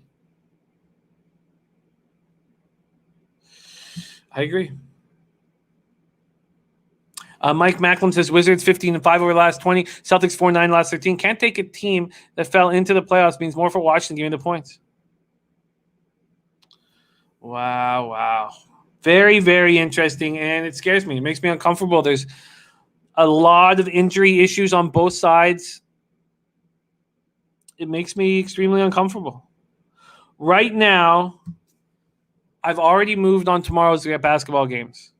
I moved on the Grizz. Unfortunately, I got -4 like a clown. I moved on the Lakers at -4.5. I can't believe I didn't get the 3.5 on the Grizzlies. And I don't have a move on these two games right now. But I do think LaMelo rebounds and assists is going to be on my card. But we have our cappers in the chat making tons of moves, and one of them being Dutch Boy Fresh. And the freshest look is over 12.5 rebounds with Russell Westbrook. Let's see if that is available for me right now. Rebounds. Here we go. Russell rebounds 13.5, but it's juiced to the under because it just switched up from 12.5. 14 rebounds is a lot. What's Razor doing here? It says Boston ranked 10th in pace. Wizards are 2nd in pace. It says it's the playoffs. Pace will slow down. Celtics pace last 5 games is probably a tricky. Maybe it makes sense that and I was thinking that when I was putting down the 5 games, I was thinking because of all the issues that the teams have had with injuries and players sitting out last few games of the regular season, maybe it'd be best to show a season longer, 10 games. It says take the under in a $300 play for Razor on the under in Washington, Boston. From our Razor Sharp picks, that total has gone. It's just sitting. There's a couple 232.5s on the board now. Okay, I tell you, the Wizards Celtics game will be on my TV, but I can't wait for tomorrow's Western Conference playing games, and I can't wait to watch the Lakers go up against the Warriors. It's just fun basketball. Okay. There you have it. Mal says, how does the playing games work? 1 game to eliminate. It works like this. The 9th place team versus the 10th place team. Hornets, Pacers, losers out. In the 8th place team versus 7th place team, the winner gets the 7th seed. The loser plays the winner of the 9-10 to see who is the 8th seed. Yes. I will be on the Horse stream. Sorry, I said steam there. The Horse steam room. I'll be on the Horse stream tomorrow. Razor Sharp picks. I will be there. I have to put the kids down to bed, so I'll just be for the last few races. But there's we get Canterbury, right? We have Canterbury tomorrow night, which will be a nice addition to your show. Okay. And Brady says, "Do you know that PokerStars has sports betting now?" I saw that, and all I could think was, why did they not already have it? What a mistake. There's Osby in the house. Mills is on Tatum over 8.5 rebounds, average 7.5. Bet lunch money. Okay. So there we have it. There is NBA, and I can't wait to break down tomorrow's games. But right now, for me, at this point, the only move will be LaMelo rebounds and assists over. Let's move on to NHL. NHL, 4 p.m. Eastern. We have Flames, Canucks. I wish I didn't have to even talk about this game, but then we have some very, very exciting games after it. I told you that. I told you, Mr. Gokster. I told you. I said it on Rob Mike Richards' show this morning. I said they're absolute idiots if they put Bobrovsky out there again. That makes me stay off the game. But I think if you are a Panthers fan, you believe in the Panthers team, this is a wonderful opportunity to bet them. Birdie is on the over here, and I completely get it in a game that means nothing. But I still think that Demko is capable of playing well. Is Demko going to be in net? And let's talk about this game for as little as possible. This game pops off at 4 p.m. Eastern at 1 o'clock in Vancouver. What a meaningless spot. If it's Holtby in net, I'm going to tail it immediately. Yeah, Emerald Downs too, Fat Wally. Yeah, but that won't be on when I get there, but it'll be on when the show starts. Flames are 25-26-3, 11-14-2 on the road. Vancouver Canucks 22-28-4, 12-12-3 at home. We're at Rogers Arena, Vancouver, BC. Markstrom 20-19-2, 2.62 goals against average, 906 save percentage, 3 shutouts. He's been below average, and I don't think you're going to get greatness ever out of him. I think it was a bad contract. Bad contract there. And Demko, 15-18-1, 2.87 goals against average, 914 save percentage, 1 shutout. Flames power play 18.8%, penalty killing 79.9%, Nucks power play 17.7%, 79.2% penalty killing. Flames have won 3 straight. They're coming off a 6-5 overtime win at Vancouver on Sunday night. They allowed a 4-goal. They almost blew. Well, they did blow a 4-goal lead in the third period. They ended up scoring the last one. Mangiapane scored twice. Levo, Lucic, Kachuk also had goals regulation. Goodrow has 10 points in 11 games. He's trying hard. He's trying to earn a spot with this Sutter coach team right now. North Ender says 100% if Holtby's in net, I'm jumping on the Flames in the over. I agree completely. Yes. Trusty, what starts at 9 p.m. Eastern? Emerald Downs. I thought that was a mistake. I thought that was a mistake when I read that on HBI. That they were starting this late. Because my HBI initially had them starting at 5 p.m. Eastern. So if that's the case, I'll be very excited and I'll hammer the card with you guys for sure. But I legitimately thought that was a mistake. At Emerald, yeah. Okay, so Quinn Hughes assisted on 3 goals. Miller got a goal and 2 assists. You know, the star players are playing okay enough. So, look, if this is very simple. If Holtby's in goal, I'll bet the over and I'll bet the Flames. If Demko's in goal, I'm just going to stay off. Stay off. That is my plan for Flames Canucks. Wow, Razor, that's wild. Okay, I'm in. All right, let's move on to playoffs. Playoff hockey. Here we go. Game. Oh, and do we care about the market move in Calgary? I mean, do we even in Vancouver? Do we even care at all? Do we? If we do, the Canucks opened up as plus 113 dogs. They're now plus 103, a 10-cent move towards the Canucks. If there's a 10-cent move towards the Canucks, that's telling me that Demko's in net. This total opened up at 6, juice to the under. There's been a 5-cent move back to the over, but the under still minus 114 towards the under. All right, here we go. East round 1, game 2. New York Islanders at Pittsburgh Penguins. Islanders lead the series 1-0. Woo. Wow. The Islanders are just such a dangerous dog and could have been taken lightly because of how bad they looked moving into the playoffs. 6-6-3, and none of those wins came against teams in the playoffs. They did not look good. They turned it on like a switch against a Pens team that doesn't have Malkin in the lineup. And Malkin played the last 4 games of the regular season. What the hell was Malkin doing on the ice the last 4 games of the regular season that were meaningless if he was going to be vulnerable for the playoffs? A huge, huge, huge, huge mistake. All right. Varlamov is available tonight. He will have a Russian goalie in net. So we don't know if Varlamov will be in net or Sorokin.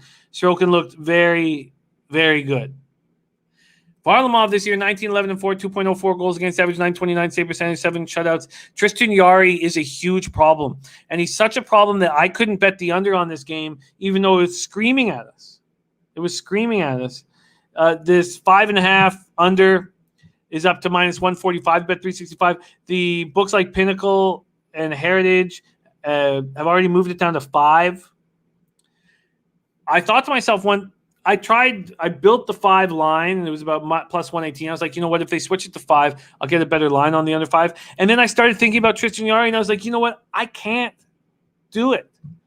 Slat says, I know Yari has issues, but I think the Pens will respond here. Well, if Tristan Yari has issues and the Pittsburgh Penguins respond here, well, then wouldn't the over be in play? Wouldn't I go flip this whole switch and move over to the over? That's what I think I would do, is completely move over to this over. Sorokin is likely. He's now being called likely. 13, 5, and 3, 2.17 goals against average, 918 save percentage, capable of getting hot at any given minute.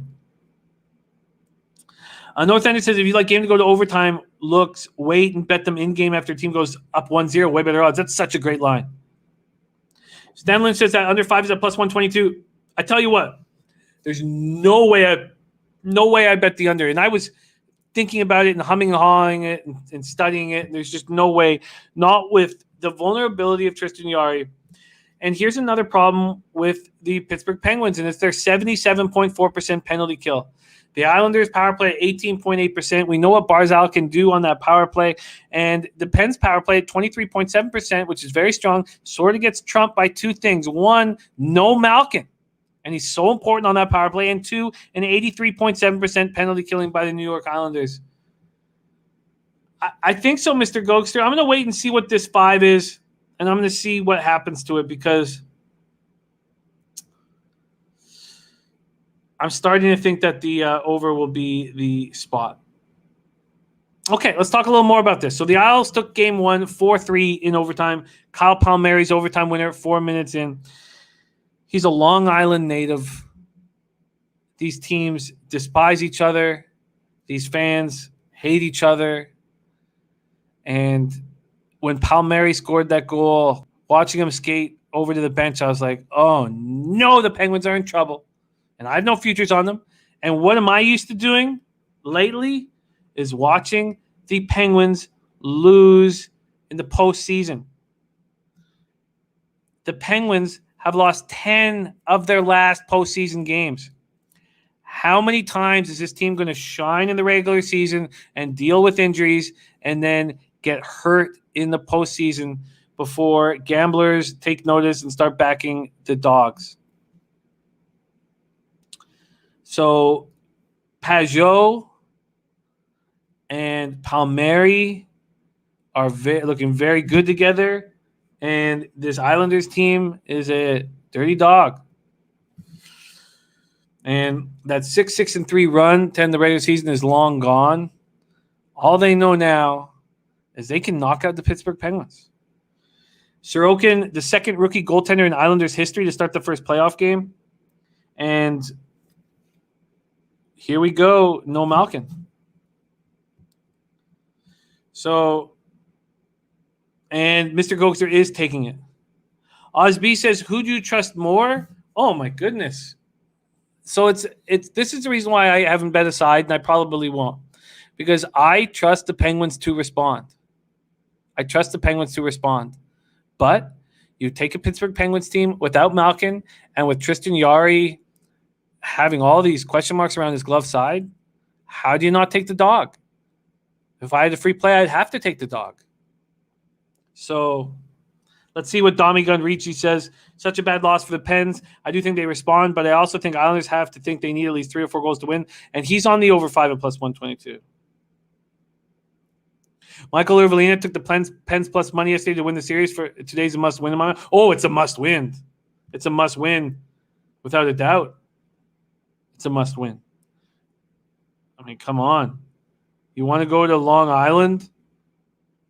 You want to go to Nassau down 2-0, and now fans are allowed back in? Because what's happening right now is, the way I see it, if whatever Canadian team comes out of the North Division, probably the Leafs, they're very unlikely to move on in the playoffs, because have you seen what it's like for these teams who have 9,000 fans in the stands? I mean, you heard Barkov saying he was getting goosebumps. He was getting goosebumps. He was so pumped up. And now the Leafs aren't going to get that opportunity. I'm beginning to think that look that Tommy Gunn is on is right.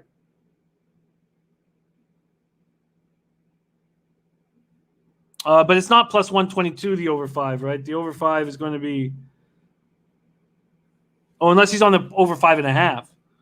The under 5 is plus 122. The over 5 is like around minus 138, minus 140. Okay, there you have it. That is the Islanders, Penguins.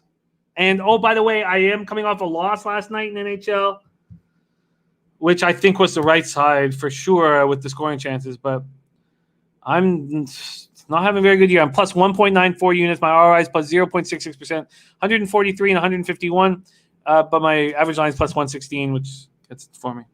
All right, let's move on to Game 2, Tampa Bay. Whew. Tampa Bay, Florida. What an exciting series this is, and it's good for hockey. Show the Floridians how exciting hockey can be. Lightning are 36-17-3 in the regular season, just 15-10-3 on the road. Panthers 37-14-5, 25-3 at home. They were awesome in Sunrise. Awesome at the BB&T Center. Andrei Vasilevsky, 31-10-1, 2.21 goals against average, 925 save percentage, 5 shutouts. He's good. Now, and Mally Mal says, what about the Islanders team total over? God, this is the type of spot that you probably want to have both teams on it and on the total. But what is the Islanders team total over right now? Islanders team total over 2.5 at minus 105. Penguins over 2.5 minus 165. Wow. Could very easily be 2-2 going into overtime there. Jason Folk says that game 1 was the best hockey I watched all year. It was gorgeous. And now you have Drieger. I already had listed Drieger as the goaltender here. That's how confident I was that he was going to be replacing Bobrovsky. 14-6-3, 2.07 goals against average, 927 save percentage, 3 shutouts. The Seattle Kraken have their eyes on him.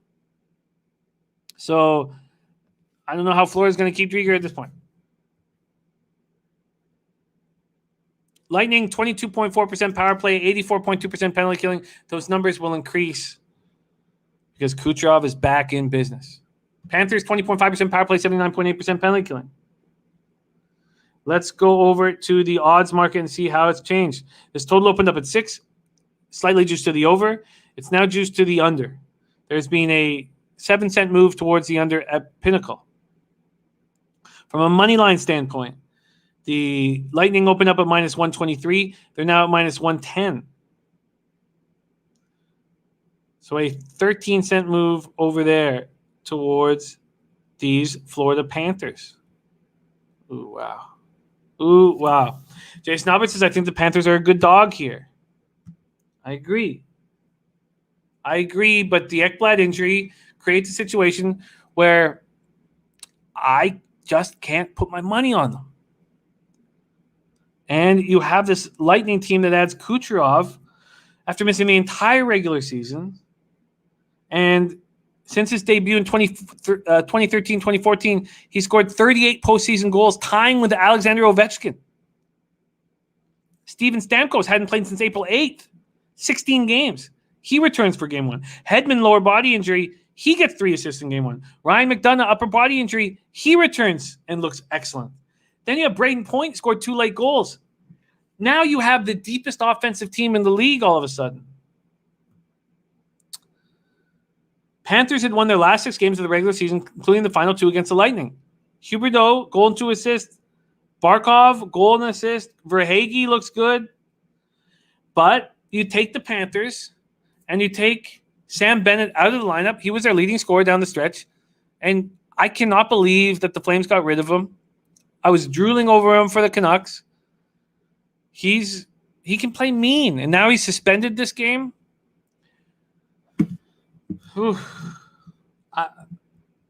I cannot bet against this Tampa Bay Lightning team. For the Panthers backers, you'll lose Bennett, which is a huge loss. You gain Drieger, which is a big addition. Guillermo says, what are your thoughts on the first period over 1.5? Guillermo, if there's goals, I don't think they come really early. in that game. I think it's going to be a very pensive, tight checking, very conservative opening. I think the Islanders know that Yari's vulnerable, and they just can't let the Penguins. And I think the Penguins are jump all over the Islanders in the first 10 minutes. So it's just so no, I don't like the. Even if I think the over is in play, I don't like the first period over 1.5. Mally Mal, Tampa's backup goalie is Curtis McElhinney. Birdie says, fade Tampa Bay tonight. Adrenaline gets you through that first game. They will struggle tonight physically. Fade Tampa Bay tonight. There's a very important point that Birdie's making, that Kucherov and Stamkos should be feeling the effects here in the second game. But I can't do it. I can't do it. So let's move on to the 10 p.m. start. Game 2, Minnesota Wild, Vegas Golden Knights. Minnesota Wild, 35-16, 5-14, 11-3 on the road. Vegas Golden Knights, 40-14-2, 21-5-2 at home. I did make 3 bets in NHL today, but they're not for Tuesday night. They're for Wednesday and Thursday, and we'll go over them here before we put a bow on this. Diehard MMA Podcast says I'm on the Panthers too. Look, if you're on the Panthers, it sucks that you lose Bennett, but it helps that you have Drieger. Don Reed said Panthers, another bad loss Sunday, which I believe depends. This is an early must-win. I will follow the line on this one. Jacksonville Zoe said I'm on Tampa Bay fading the Panthers. And Clint started the Diehard MMA Podcast, rust over 2.5 shots on goal. And Clint said, so I was on the only game that didn't go over yesterday, which for the life of me, I don't know how it didn't. Like, I was just so irritated watching that second period, watching these 2-0s, these breakaways not go in, these brilliant saves being made. But Clint said, I think all those games will go over at plus prices. So a great look yesterday by our man Clint. Stan Lynch says, didn't Vegas run over into this little scoring problem last playoffs? Christopher Gargaro says, as a Minnesota-er, my heart says Wild, but my head says Vegas. Get this one in a tight game. Okay, let's talk about this spot. We have 8 minutes till we have Babano and CMAC best bets MLB to go through the entire card. They do a great job at it. Jason Albert says another must-win for Vegas here. Vegas opens up as minus 148 favorites. They're now minus 153, a 5-cent move towards them. This total opens up at 5.5, juice to the under. There's been a big move towards the over. This under opened up at under 5.5 minus 135. It's now under 5.5 minus 117. Stan Lynch says in their history, Vegas 3-0 in games 2 when losing the first game. Vegas it is. Cam Talbot, extremely confident right now. 18-8-5, 2.63 goals against average, 9.15 save percentage, 2 shutouts. He kept telling his boys, the longer this game goes, the better chance we have. Marc-Andre Fleury, 26-10-0, 1.98 goals against average, 9.28 save percentage, 6 shutouts this year. Wild power play, 17.6%, and that's a lot better than it looks because remember how long it was sitting at 7%. They really came on late. 80.8% penalty killing. Knights, 17.8% power play, 86.8% penalty killing. Overtime win for the Wild in game 1. Talbot stops all 42 shots. He's now 7-4-2 and 13 starts against the Golden Knights. The Golden Knights have this confidence, and teams go into Vegas and lose. They lose and lose and lose and lose. Every team except for the one they're playing right now, Minnesota. Minnesota improved to 6-1-2 against Vegas this year, 3-1-1 at T-Mobile. Whew. And then listen to this. The Wild are 6-0-2 all time against the Golden Knights in Minnesota. Minnesota is first in the NHL in wins and points against the Golden Knights since Vegas entered the league. You have 8,683 fans in attendance for the Wild, and they completely dominate early. They outshoot the Wild 19-5 in the first period. They attempted them 38-9. But you have an extremely confident goaltender in Cam Talbot. And look, do you remember when the Sabres went all the way to the Stanley Cup final with the Dominator in net? It just feels like this Minnesota team is capable of getting that big goal with guys like Kaprizov Zuccarello, they can play tough against you, even though no one can match up against Ryan Reeves. Ooh, this is fun. Brady says Minnesota just holds over this Knights team. 7-1 in the last 8. Knights have just struggled scoring the last 3 playoff series. Mini didn't play well. Expect them to play better now that they've got the first one. Mr. Gokster says Mini's D is underrated. It shouldn't be. Their D is excellent. And it's been excellent for a long time. And we talked about how good they were D all year. You have Suter as the anchor. You have Dumba as a power play specialist and the one-timer. And Mike Macklem says Brett Hull in a soccer-style kick still hurts as a Sabres fan. Yeah, it's too bad. But Cam Talbot is rolling right now.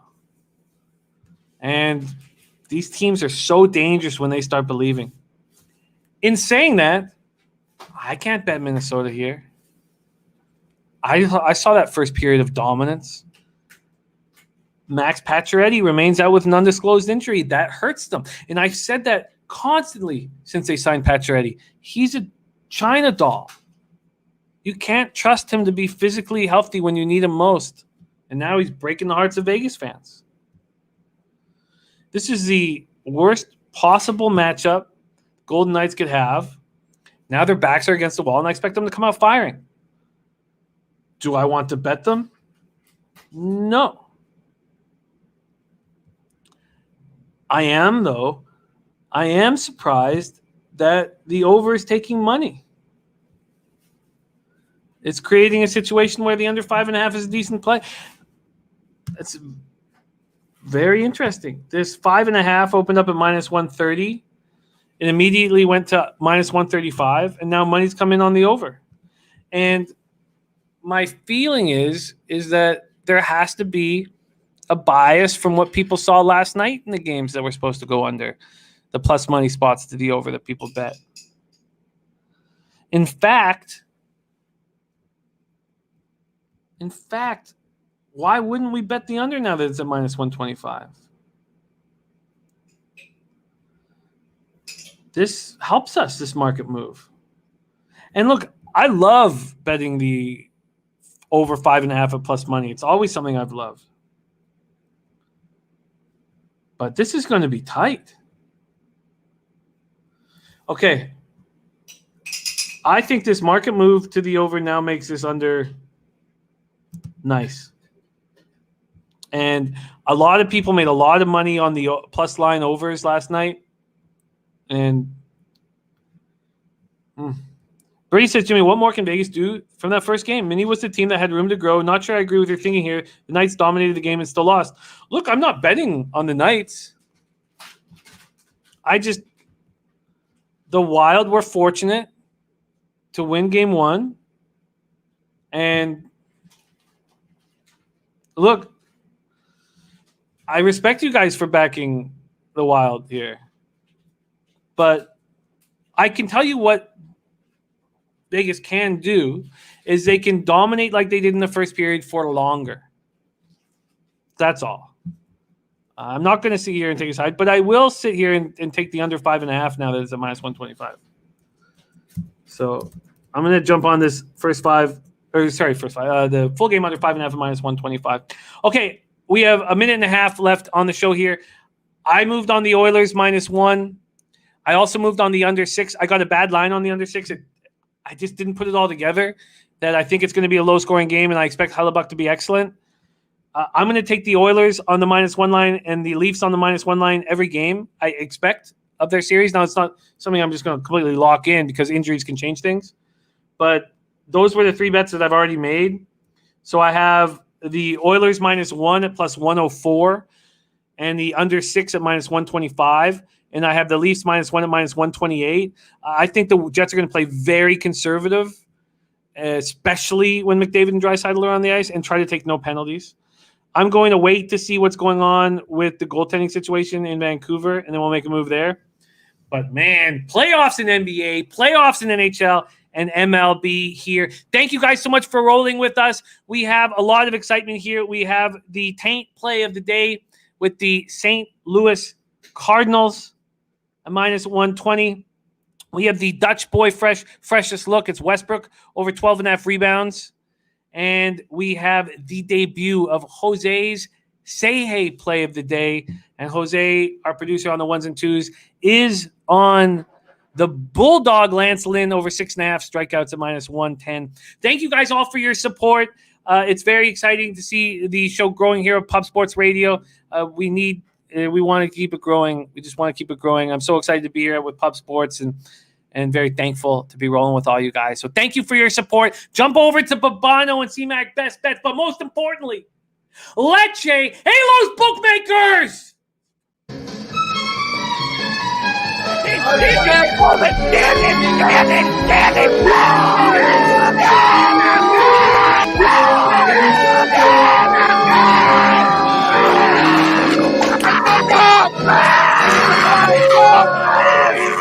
Where's the bang bang, Preston? Come on. I can't breathe.